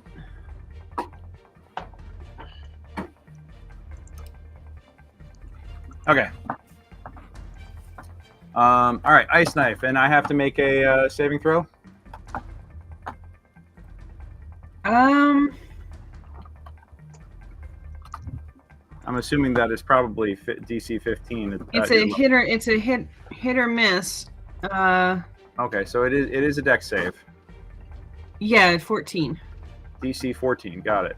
My 13 is not going to make it. So go on ahead and roll the initial damage, and then roll the cold damage. So roll the D10 piercing, and then 3d6 cold. D10 piercing is 4. This is very confusing because it's not just going through, and it's not saying where specifically what everything is. Yeah, it seems like it's an incomplete load. That's really annoying. So it says, is it 1d10 plus 6 for my damage? No, it should be a D10 piercing damage for the head. And okay, then, I did my D10 rolled a 4. Okay, so you got 4 piercing and then 3d6 cold damage. You did 3d6 at cold level damage? 3? Yeah, that's 3d6 because one for every. Oh no, wait, pardon me, 4d6. Yeah. Yeah. 4d6. Okay, so I'll roll 4d6. What's the plus 6 for? Is that hit?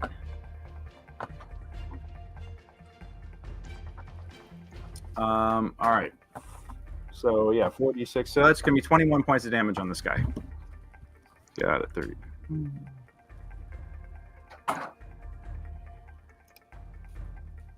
And that's my turn. All right, cool. Excellent. Yeah, so you shoot your ice knife off, flop, and it kind of just goes soaring, screaming directly into the flesh of this giant creature, and then it explodes, like shooting ice all over its body. And the giant kind of rears back and howls angrily as parts of its fur actually break off because they're frozen, and then the wound starts to bleed, but the blood freezes immediately, leaving like a crimson ice trail. Oh, what's going on here? Let's see. Token for me. Hi, yeah, that's true. Yep. Sorry about that. I've been a little distracted running this thing. I even left the damn tag up. Whoops. Let's fix that. And yes, Seth, true. That and the gazebo. I'm gonna throw the gazebo at them very soon here. What? Nothing. Run! About it. Oh my Don't worry god, about it. I can't even kill it. I'm run. All right. The warriors are going to turn around and immediately get up. Well, actually, no. Wait, they're all caught by surprise right now, so they don't get an action this round. Back up to the baddies. The baddies have thrown their rocks, and now they're going to come in and start swinging. We're going to have one. What is their reach? Oh, yeah, 10-foot reach. I don't have to get that close to you guys. Is this the beginning of their next round, or they had not fully acted? No, it's top of the next round at this point. Now everybody's going to get tacked because it was a surprise round essentially. Gotcha. Copy. Yeah. So, first guy is going to get a swing on the first warrior in front. But I get a minus D4 on that. All right, that's still going to be that's still basically going to be a hit. So that's going to be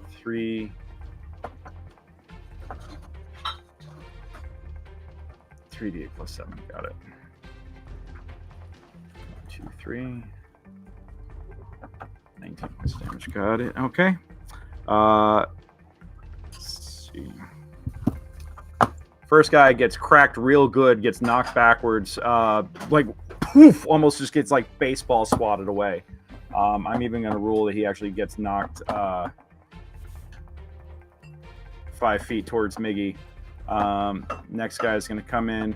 Basically, he's going to try the same thing on the other elder of the group, one that you guys haven't seen do anything yet.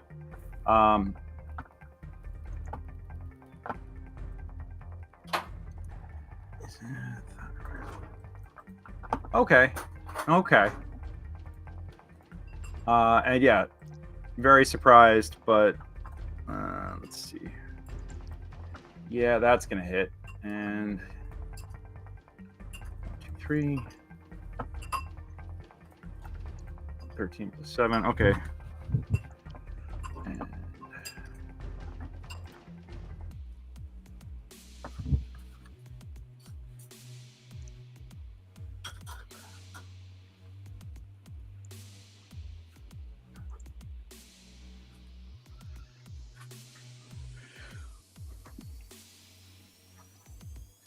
got it.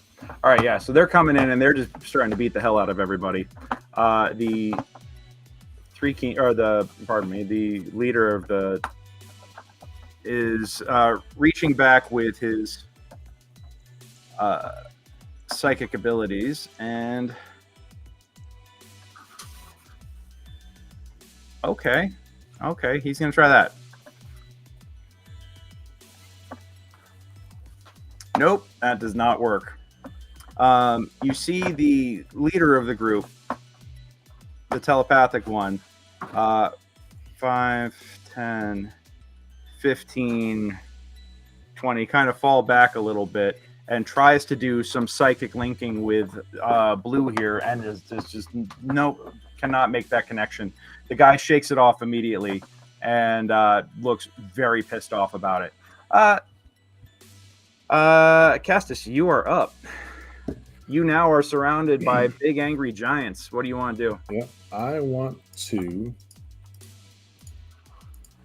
I'm going to regret giving you this, but I'm going to let you have fun once. Yeah. Yeah. I'm going to light up and shoot up into the air and fly down behind Blue here. Okay. And attack him. Okay, go for it.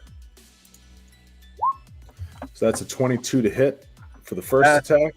That's a hit. Okay, and that's going to deal 8 bludgeoning plus 17 radiant. All right, so that's going to be 25 damage. Yep. Second attack comes in with a 10 to hit. Whoa. That's going to miss. All right. Anything else I can do fun?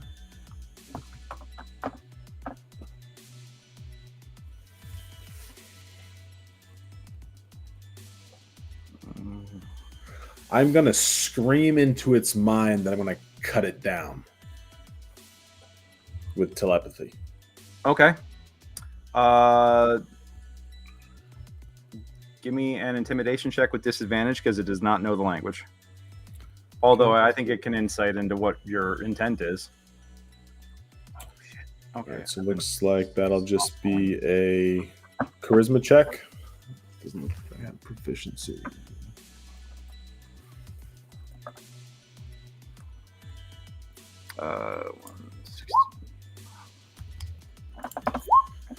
It's a 7.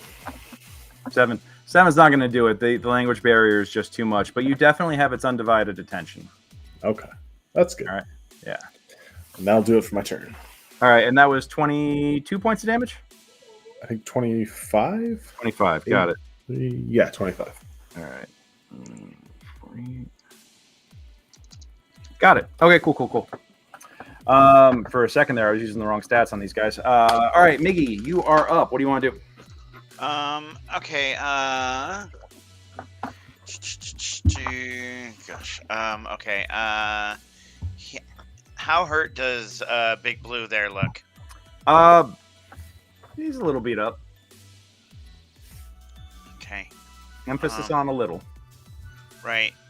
Okay, I'm gonna have to assume that the Casan's craziness is gonna be able to the entity inhabiting Casan is gonna be able to handle that.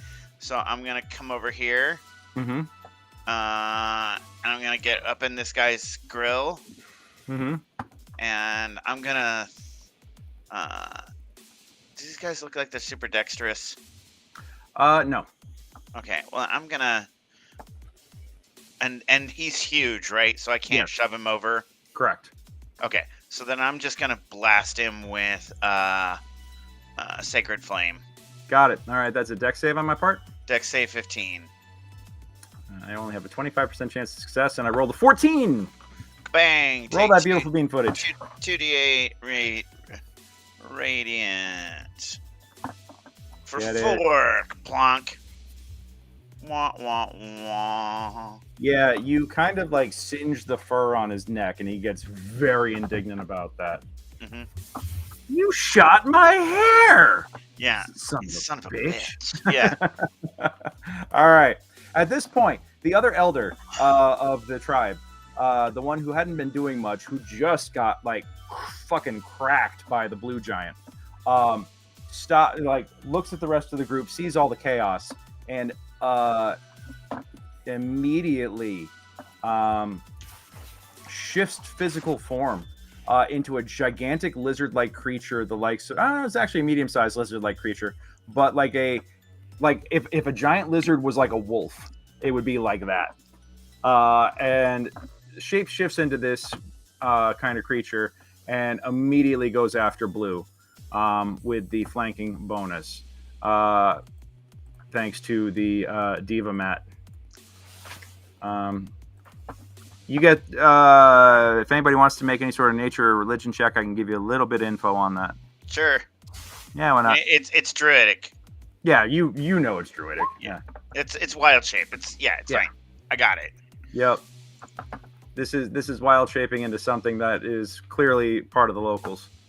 Allies with 5 creatures. And okay, good. I recognize the power. I can't do that because I'm a turtle. Yeah. So I wouldn't want to be anything but a turtle. I'm already, already a turtle. What else would anyone want to be? I mean, for real though. Other things don't have shells. God.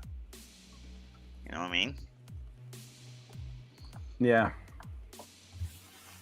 All right. That was. Of course, that was the fucking bad guys that I just closed the window on by accident. All right. I'm just fine. Every damn time. Oh, I could have thrown that at you guys? Oh my god. I need to restart the whole. We're gonna rewrite. I just found something so much better to attack you guys with. No, that'll just be the next wave. Okay. AC of 6. That's actually gonna hit. Amazing. Okay. That barely hits, but basically this guy runs up and just bites the thing in the bum. Yeah, we're gonna do a D. Okay, that's gonna be 8 points of damage. And I'm sure that this is going to be hilarious. Okay. Yeah, no, I made the saving throw. Okay. Never mind then. Cool. That's it. Tony, you're up. All right. First things first. Sethi, can you see? Wanted to make sure you said the folks at home earlier can't see nothing. Want to make sure you can see that. No.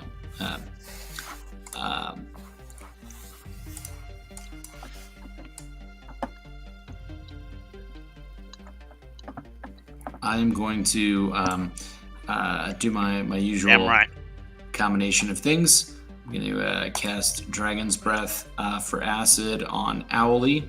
Okay. Owly is going to fly and do a quick strafing run on Blue with the acid. Excellent. Okay, he's good on that. Hey Paul, I need you to check your text messages real quick. I'm about to text you. Okay. On Facebook? No, I'm going to text you. I'm that's right. You're international right now. Hold on. Yeah. I will Facebook you. I can type faster here anyway. Really?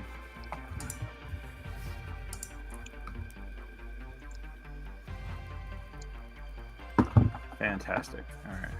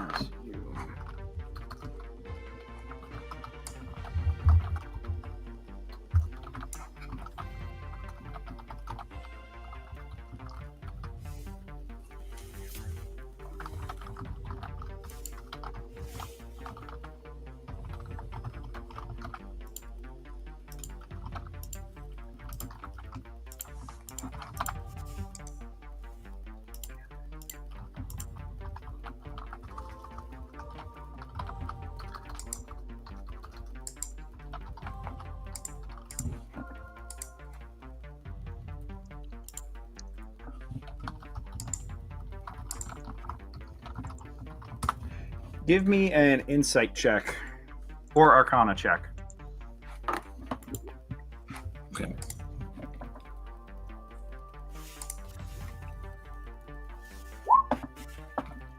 Okay.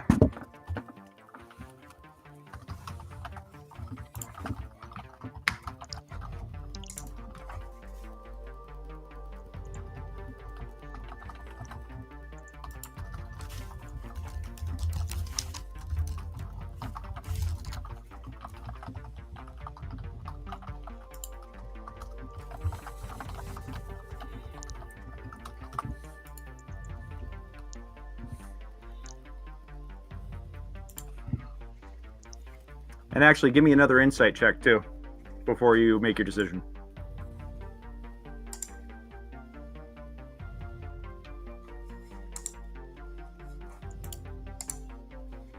Nat 20. Nat 20? Okay.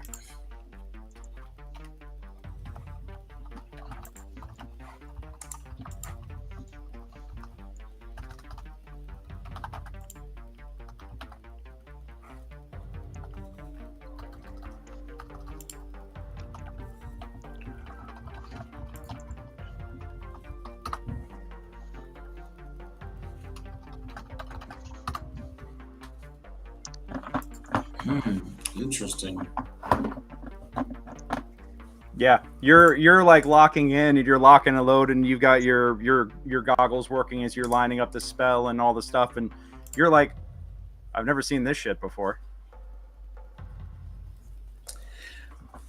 I think I'm gonna do it normal. So you're saying, yeah? So I would be able to pull as opposed to use slots. No, No, oh no, just be pull and double. you could put some put some extra stank on this, but Extra like English? I said, Yeah, you I can put think some I need stank to on it, think but it's some more. gonna have a cost. I think I need to see what the effect on contemplate what the effect on this world is first before doing something like that. Okay.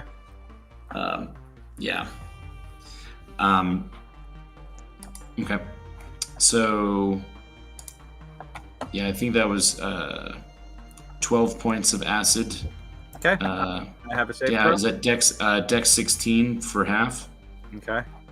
Well, these guys are not terribly dexterous. And this is red, right, or blue? This is on blue. Okay, red is the one who is baned, so blue. My 9 is not going to do it. See, he's going to suck all that up. So that's 16 points, you said? I believe it was 12 points of acid. 12, all right. Yeah. And then for so that was a bonus action. Owly did his own action. For my action, I am going to toll the dead. It's a wisdom saving throw of 16. Yeah, these guys are not terribly wise. You once again get that same sense. Oh, actually, these guys are wiser than I thought. That's still not. Do you think you're going to keep your decision? Yes. Okay. So he's going to take 8 necrotic. Mhm. Got it. Cool. Yeah, he is feeling things that he has never felt before, in all kinds of uncomfortable places. All right. And do you have anything else you want to do? No. Okay. I think that will do it. Got it. Junie, you're up. Okay. I'm gonna do. They're not moving much. I'm going to just do a firebolt on the.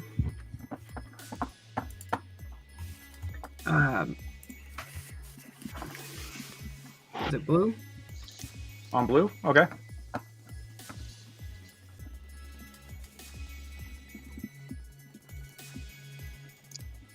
Yeah. Okay. That'll be an attack roll. How do I?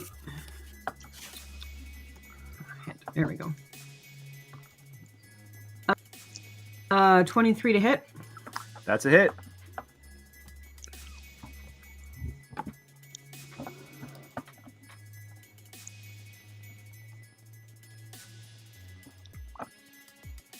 And then 14 damage. Yep. Yes. 23 hits. Go on ahead and roll damage. 14. 14 points of damage. Yeah, he's starting to look rough. Starting. All right. The Fire Warriors. nice. Yep. The Warriors are going to start trying to come in and swarm. 3, 4.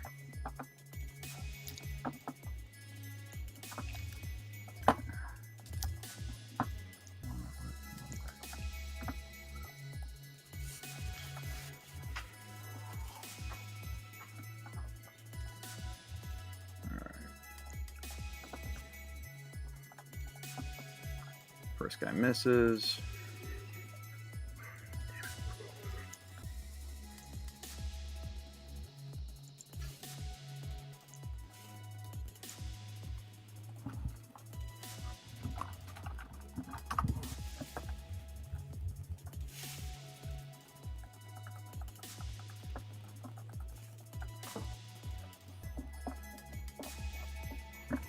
All right, and that's gonna miss. Okay. Yep, these guys definitely. No. Man, my God, my little minions here are all completely ineffective. But they're all coming up and trying to engage. And we're going to go top of the order. I completely forgot these guys have multi-attack. So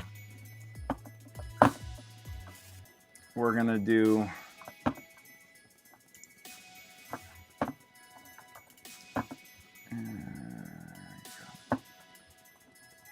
We're going to go a shot on Miggy to start. Okay. Minus D4. All right. That is a natural 20. Minus 2 is going to be 18. But it is a natural 20. Now, does Bane... I'm going to say that Bane fucks up the crit.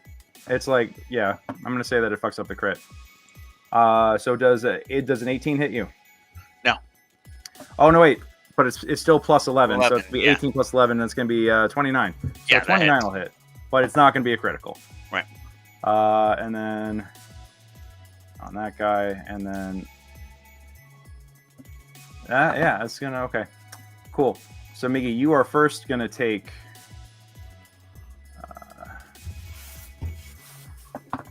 Sorry, I'm not familiar with these stats, and I'm not doing this through D&D Beyond right now because of the fact that these are not in that book or in that database. All right. 3. You're going to take 24 points of bludgeoning. Okay. Yep. So that's 11 points of damage after my temps. Yep. That guy's going to take 20. Yeah, one of the dudes just gets deleted straight up. And let me see. Let's go with... How much does the bite do?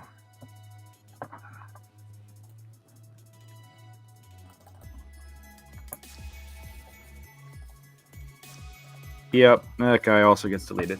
So you get cracked, and then he turns and immediately takes the club and pancakes the dude, the blue, and then grabs Red by the throat, picks him up, and bites his head off. Right. Yep. So they are both down. Right. All right, and then the other guy sees Casan and is just like, okay, whatever this is, this needs to fucking die. Bring it on. All right, well, remember those words.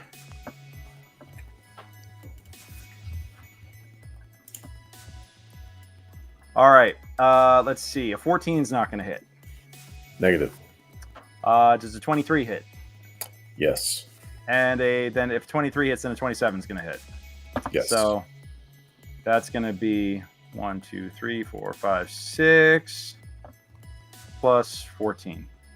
So that's going to be only 32 points of damage. That's not Is terrible. it magical damage?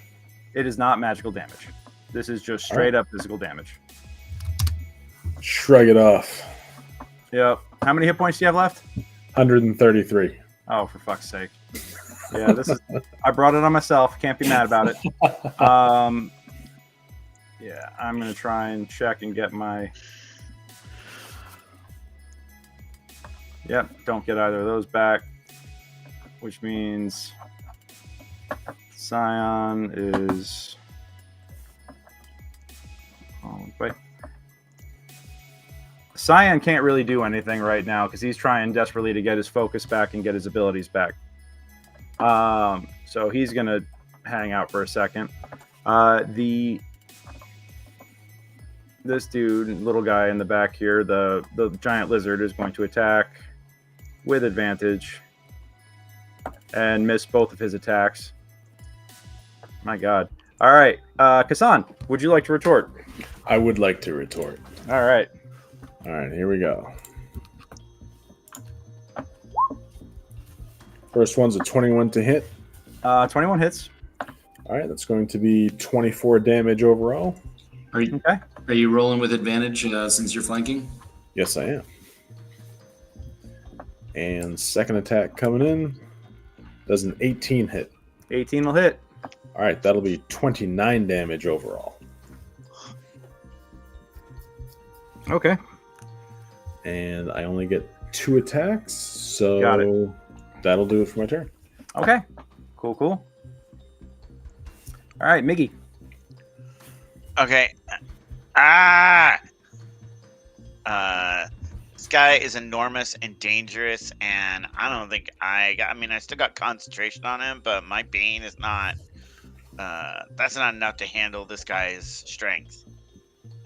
Did you make your? You got nat 20 in your con save, so you're good. Yep. Okay, I'm gonna hit him with a. Oh God. The problem is he's got reach. Yeah. Okay, I'm gonna try and survive another round against him, I guess, because I can't disengage because I'd have to disengage twice. Yeah. Okay. No, disengage lasts for the rest of the round. Disengage is your action, and then you can move Yeah. your movement speed. Okay. Yeah, so you right. don't have to disengage twice to get through 10 feet of range. Okay. All right, then I'm gonna disengage. Okay. 3, 6. I'm gonna get over there, and yeah.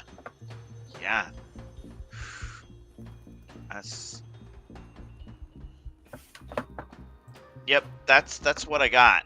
Okay. Because that's my action. So. Got it. All right, Tony, you're up. Okay. Wow, stuff's gone sideways a little bit. Yeah. I am going to move. Come on. Poor. There we go. I'm going to move. Let's see here. North. Here.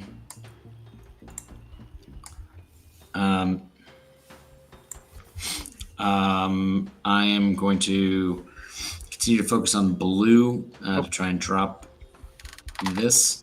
So more acid is going to be coming on in on him from Allie on Allie's action. So again, Dex 16 to save for half. Dex 16 to save for half. Copy that. Nat 20. So only 6 points of acid there. Got it. I will toll the dead, so wisdom of 16. All right. That's a botch. Okay, that's 17 points of necrotic damage. Woo! Yeah, he did not like that. And then, so those are my actions. So a bonus action. What I will do for that is I will have Tiny Tony peek up from behind his behind the shield. I don't think a 6. Tiny Tony gun pops out and he's like, get some, and just like shoots it into the air and just like he's point blank on this giant and managed to miss him completely. It's amazing. It's just like it's a sight to behold. Yes. Yeah. And I think that will take care of that. Okay. Junie, you're up. Hey, Junie, you may want to fuck that guy up over there. One of the two. The blue Yeah, one? you might want to try nuking him from orbit. Yeah. Yeah. Oh. From orbit, you say? This is a good time to drop the big shit. Yeah. Okay. How much space does he take up? 15 by 15. He's 15 by 15. Okay. Don't take nuke it from orbit literally, but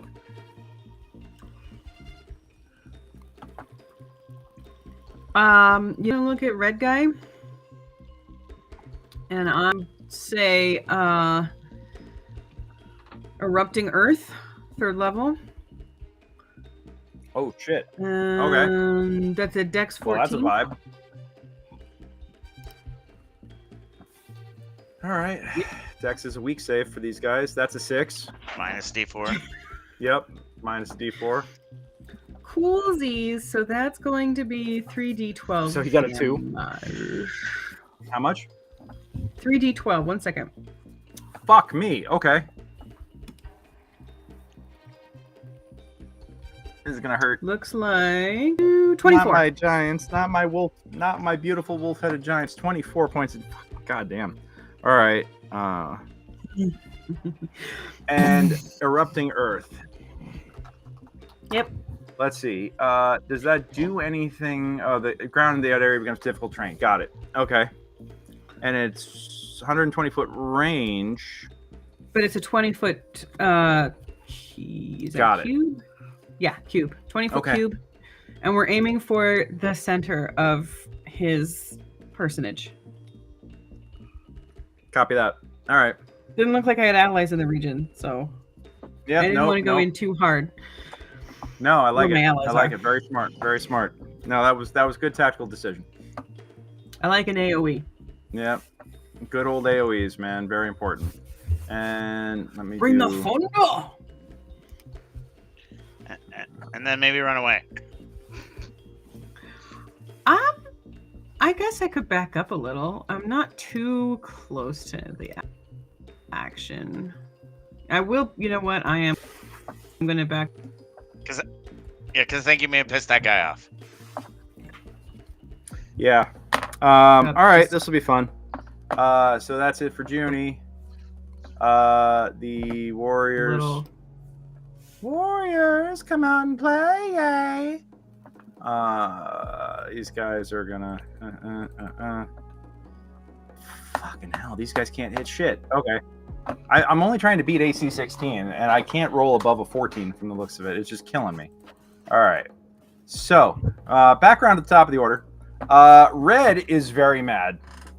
And, oh, shit, Junie. I forgot. You're tapping Arcane Magic, aren't you?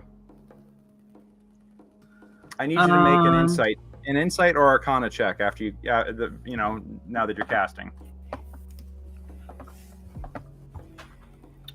Okie dokie. And I'm going to Facebook you some information.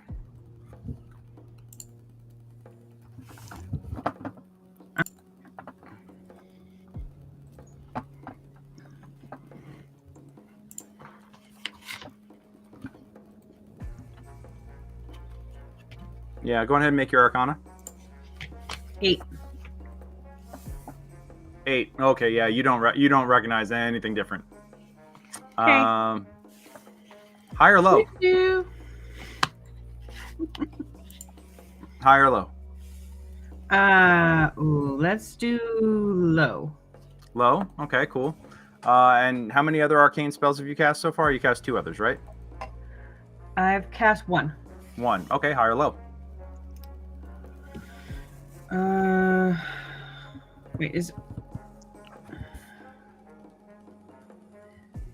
What's arcane? Arcana. That's your knowledge of magic. No. What makes it an arcane magic. spell? All of your magic, because you're a sorcerer. Okay. Yeah. Okay. You're not a divine caster, so. No. Okay. Is my firebolt Yes. arcane? Okay, so then that is 2 others. Okay. So let's say low again. Okay.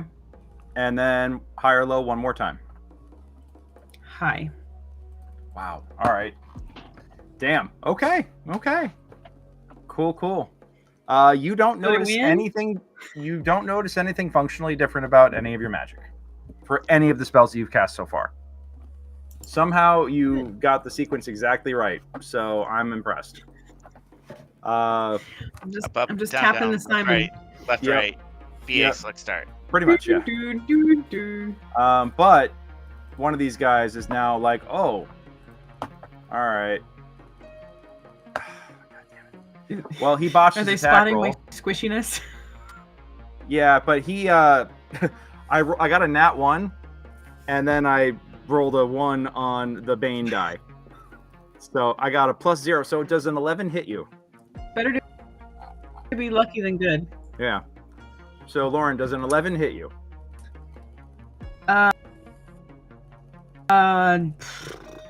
It should not. Just check. Draconic sorcerer, her Yeah. minimum is 14. Yeah. Yeah. AC is 15. All right. So he breaks off a piece of the earth that just erupted at you, like this giant stalagmite that just came coming out of the ground, and just chucks it at you. But he can't get his footing quite, so it actually just goes thump, thump, thump, thump, thump, way over your head and thunks like off in the distance somewhere, kicking up a huge cloud of sand. That's that guy. This guy, he's recognizing the fact that he's surrounded here and not liking his odds all of a sudden.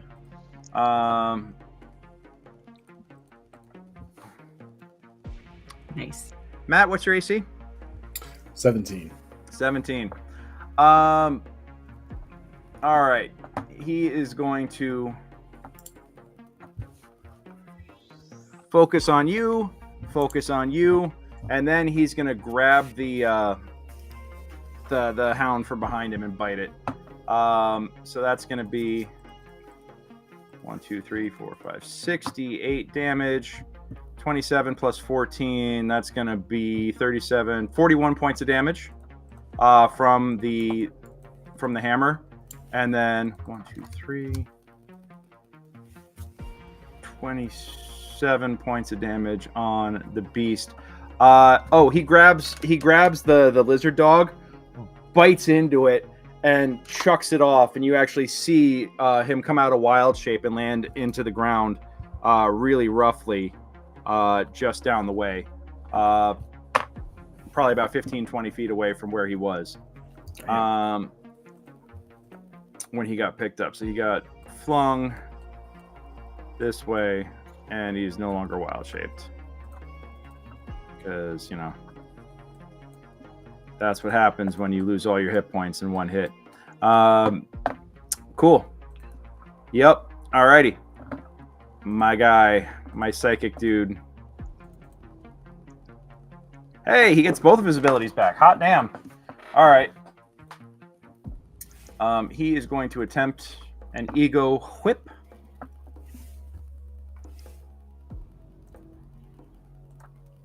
On the one with Bane, and dude fails. He's going to take a D12. Is that a D12?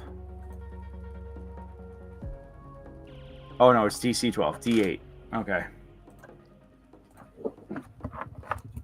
So he's going to take 6 points of damage. And he is going to be mentally encumbered for the round. Oh no, I get advantage on saves versus psionics, so I get one more shot Still, same roll as before. Never mind. The dice are really like fuck this guy right now. Also minus a D4. Yeah, no, I rolled it. I got a 5 and a 4 the second time. So that's what I got twice. Amazing. So he's all busted up all of a sudden. He can only dodge, disengage, or hide for the moment. And now, Casan, you're up. Okay. Casan is going to do a quick fly hop to here Okay. to keep advantage going. Okay. And we'll start swinging with that mace. Get it, baby. A AC critical 16. strike. Jesus. All right. All right. All right. Looks like that's going to be... It's enough to kill him. I can see the dice. Okay. How do you want to do it? I think he'd like to take out a leg, sending it to the ground, and then just smash its face in. Done. Yeah. You instead of actually hopping over, you wind up actually cleaving. You take a running like saw through, undercutting its leg, taking him out at the ankle, flipping him up. He goes ass over tea kettle, lands face down on the ground, and you swoop up and then come back down with all the force of your mace directly onto the back of its skull, crushing it completely with a wet thwack. And it's it's gross. And without hesitation, like a blazing holy comet, I'm going flying over to this guy. All right. Land behind him. Mm-hmm. And take my second attack. Go for it. Critically that's missed. a box. Yep, that's it. Yep. You go swinging that mace, and he actually kind of like grabs it with the palm of his hand and gives you like a. All right, Migs, you're up. All right, I'm gonna come step back over into range like an idiot, and an idiot with advantage. 1, 2, 3, 4, and then I'm gonna go ahead and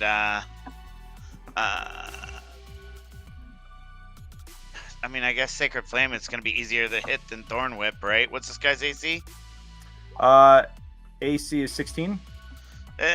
Yeah. Sacred Flame him. Yep. That's a fail. For 10 radiant. Jesus. All right. Ouch. And Got then, it. how far am I from the little chieftain? I'm too far away. I can't. The chieftain is behind Junie right now. Right. But actually, he kind of stepped out a little bit. No, that guy right there. I'm too far away. I couldn't. Yeah. I can't healing word him. Oh, you mean the druid? Yeah. Yeah. Got 60 feet. Hold on. I'll measure. Just keep going. Okay. The druid actually starts to get up. Yeah. Just barely clearly on Rubber Leg Street. Right. He is gonna cast. Oh man.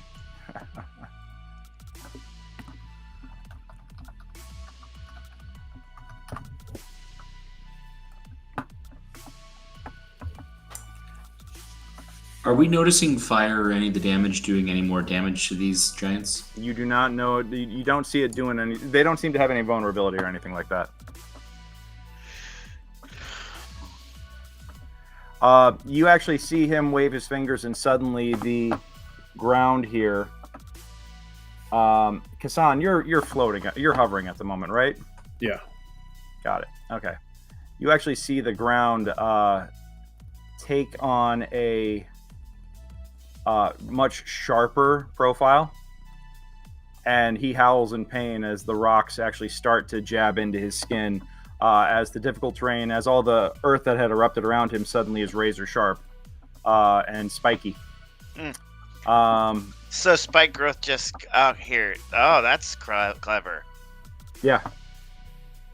It's like shows up as glass or something, right? Yeah, exactly. It's basically like the rock and the sand harden into glass, and it just becomes. Now it's literally gonna be death by a thousand paper cuts for this dude. All right, Tony, you're up. Okay. I think this is a bit of a rinse repeat. I think I'm at a safe distance. Yeah, so let's roll that beautiful bean footage. Okay, for the acid, it's going to be 12 or Okay. half if dex 16. Jesus, I keep botching all my saving throws. So it'll be 12 points of acid. Okay. Toll the Dead is up next. Wisdom saving throw of 16. Hey man, play them greatest hits if it works. Yeah. Actually, well, no, I got 16 on the die. +3 -1. So that's actually he's gonna make that. That's a with rare. the Bane? Yeah, with the Bane, I only got a 1 on the Bane die, and he's got a +3 Wisdom. So. All right. Oh, sorry, it glitched out there. You said yes with the that's including the Bane, correct? That's including the Bane, yes. Dang, because that would have been 18 points necrotic. Oof. Yeah. All right, and last but not least, Tiny Tony trying to redeem himself. Yeah. Let's see if he can do a little something. If he botches again, he's just gonna shoot the corpse of the other guy. Holy shit, he botched again. All right. So he literally like hops out from behind your shield and runs up to the dead one and just starts unloading on it. Like. Yeah, sounds about right. Yep. All right. And he unloads like a full clip into that thing just mercilessly. All right, Junie, you're up.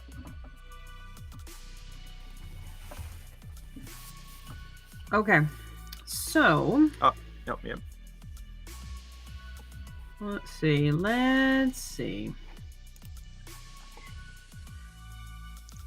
Let's try another firebolt.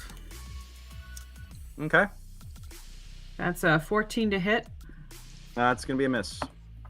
Ah. Yep, and high or low.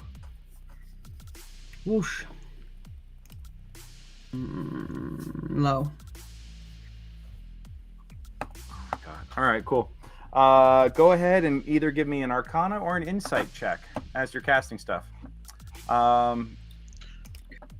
She's Sorcerer. Come, it should be Insight. Yeah, Insight. Let's do Insight. She doesn't know anything about magic. That's true. Oh, yeah. All right. 13. 13. Something feels weird when you're accessing the magic. Something feels weird, almost like that there's more. There's potentially more power behind everything you're gonna do. That you're trying to do.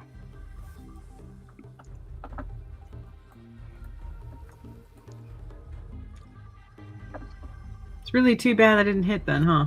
I mean, maybe.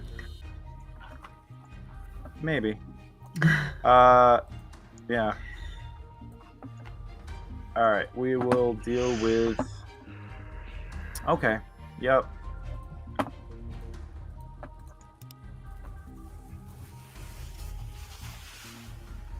Okay. 26 will hit Matt, and then a 13 will miss, probably, and a 12 will miss. Yes. All right. It's that fucking Bane, guys. That is just rocking my shit right now. Oh my god! And that rolling that the natural 20 on my Yeah, concentration no, check. you really fucked me up with that, man. That's That like fucking Bane is great. Bane is beautiful. And when it's only 2 enemies, man, dropping a level 1 Bane and having it, you Yep. know, it's not the minus to hit, although this one has been great. It's the -4 to saving throws. Yeah. Oh no, that's been rocking my shit too. Yeah. I'm just getting destroyed here by the Bane. That's going to be 23 points of damage on you, Matt, as you take 1 hammer strike. But that's all he manages to land because Bane is just fucking me up. Cool. All right. Oh wait. Yeah, no, he actually shouldn't have been able to do anything. Never mind. You don't get to take that. You don't have to take that hit. He's just going to take the dodge action. Okay. As best as he can. And because I forgot about the Ego Whip. Yeah. And You know it doesn't give a shit about dodge? Anything with a saving throw? Yeah. Sacred Flame. 5, 10. He's going to take damage. 15, 20. So that's 40 get an feet. attack of opportunity? Yeah, you each get to take an attack of opportunity. Hell yeah. Or actually, Casan, you get to take an attack of opportunity, and I'm also going to take the spike growth damage too. Is the would it be at advantage or a regular attack? He's dodging, so it'll be just a regular attack. Okay. He's also slowed down, I think, right? Well, yes, that was his entire The movement terrain. right there. 22 to hit that hit. 16 for 28. Jesus Christ. Yep. All right, and I'm also going to take I'm also going to take 8d4 on top of that. That was a dumb fucking move on my part. Except for I have to roll again because he's dodging, right? Correct. It's if you don't have advantage, it's a disadvantage. We were advantaged, so it's straight. So it's just a straight roll. Yeah. AC is 16. Yeah, 6. So it's just 6 pierce, though. It's not 6. Okay, so 6 piercing plus the 17 I just did is 23 plus how much, Matt? It was 28. 23 and 28, 51. Jesus Christ, on attacks of opportunity. Fucking hell. All right, we're gonna. You made him a diva. Yeah, I know. I brought this on myself. Now the worst part is now he's got to be bad to the crew. Well, we'll see how long this lasts. This will be fun. See, now you got to be a jerk to the grips. Now. Yep. Oh yeah. And the Anyone below the line Yeah. coming for you. Okay. Cool. Yeah, that guy can't do anything at this point. So that is now Me. Yeah. Hey. Actually, Casan goes first because Casan is ahead of you, Miggy, but only by so much. So. All right. Casan will fly on over to. Guess I'll go to here so that Miguelle's got to move 5 feet to get back into advantage. And is his dodge action still happening, or? Yeah, it goes until the top of his next round. Okay, so this will have to be an attacks at disadvantage. Okay. First one's gonna miss. Second one's gonna miss. All right. And I will hover in his way. Okay.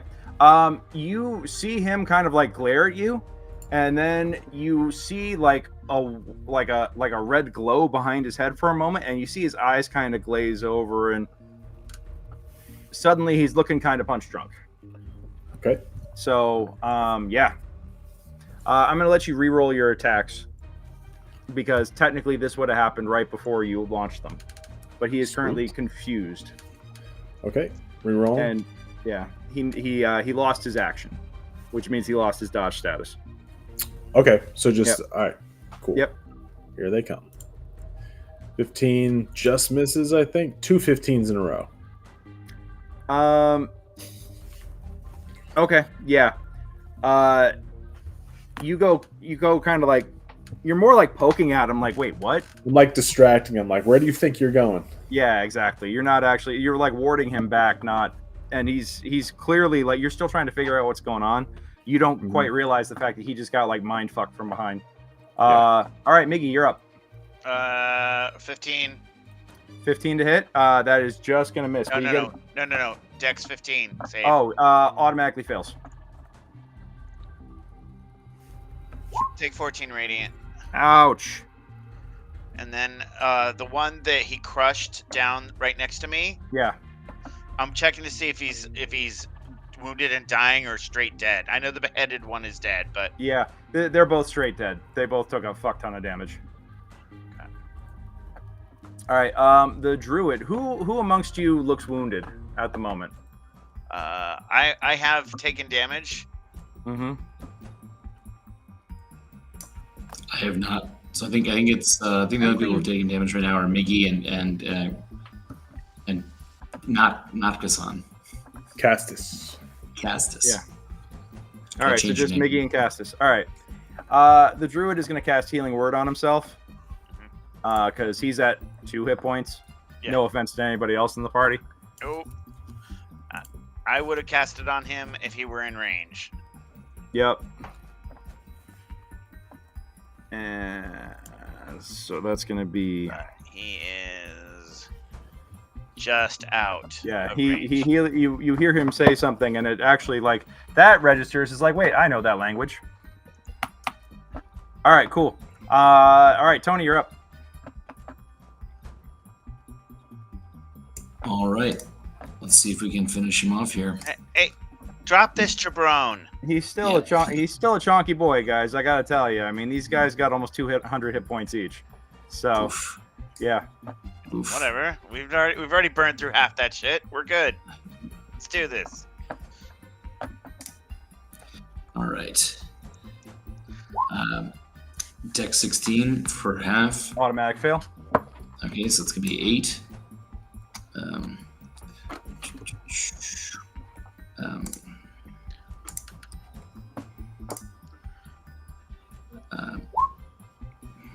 Wisdom 16, save or suck for 9. Yeah, he takes it. Okay, 9 necrotic. Yep. Come are you gonna tell Tiny Tony no? Shoot this guy. Yeah, shoot this guy exactly. You fucking cabron. Yeah, that hits.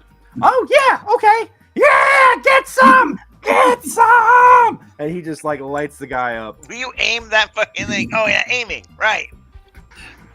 And I will move down. All right, Junie, you're up.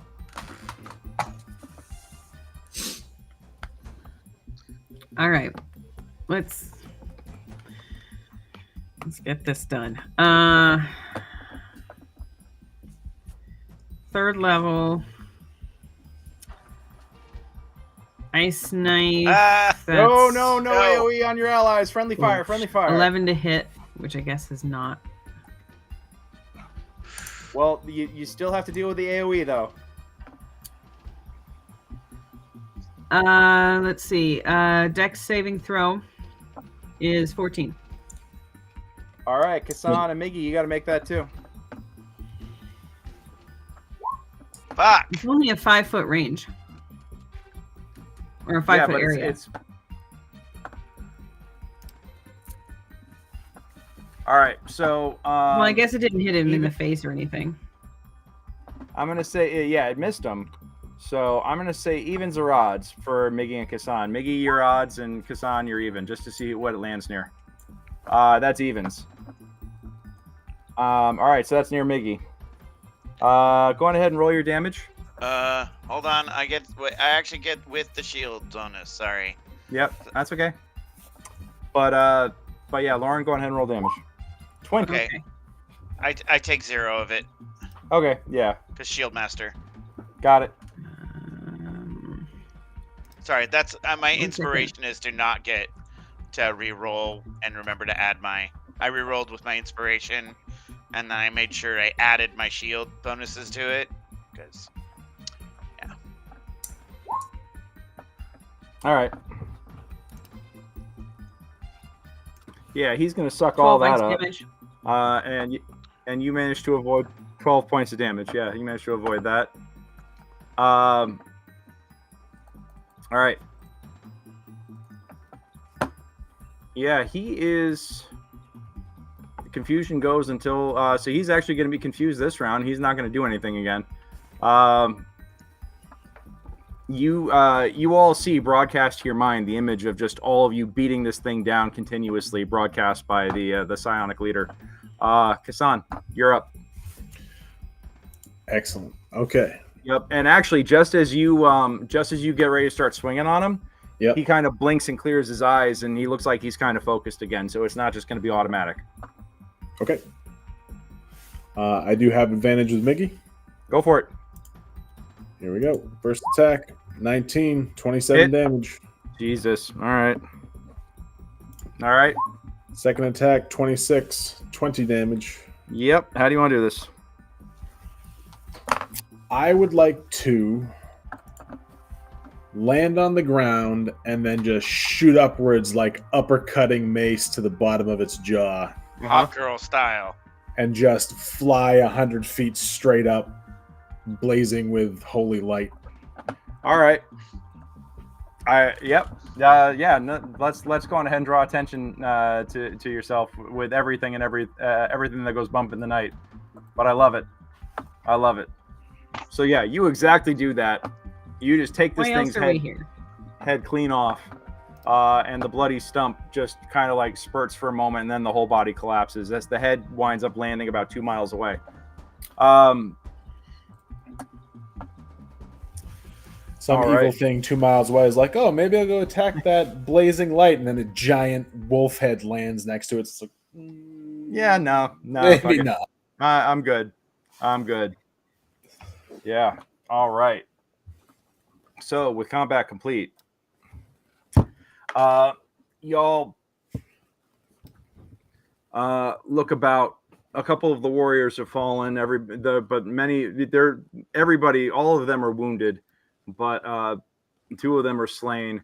Big Hungry is like laying on his side, whimpering at the moment. It looks like his wing was broken in the boulder attack. He's like, how long does that Speckled Animals is concentration? Yeah, or no? Is it concentration or no? No. It's No. 10 minutes, though. Got it. So yeah, that was over. Well, actually, I'd say that this was less than 10 minutes. Yeah. You hear him going like, oh, I can't move my wing. Oh. Okay. I say, hold on, I'll be there in a moment. And I go, God, I can't talk to these guys.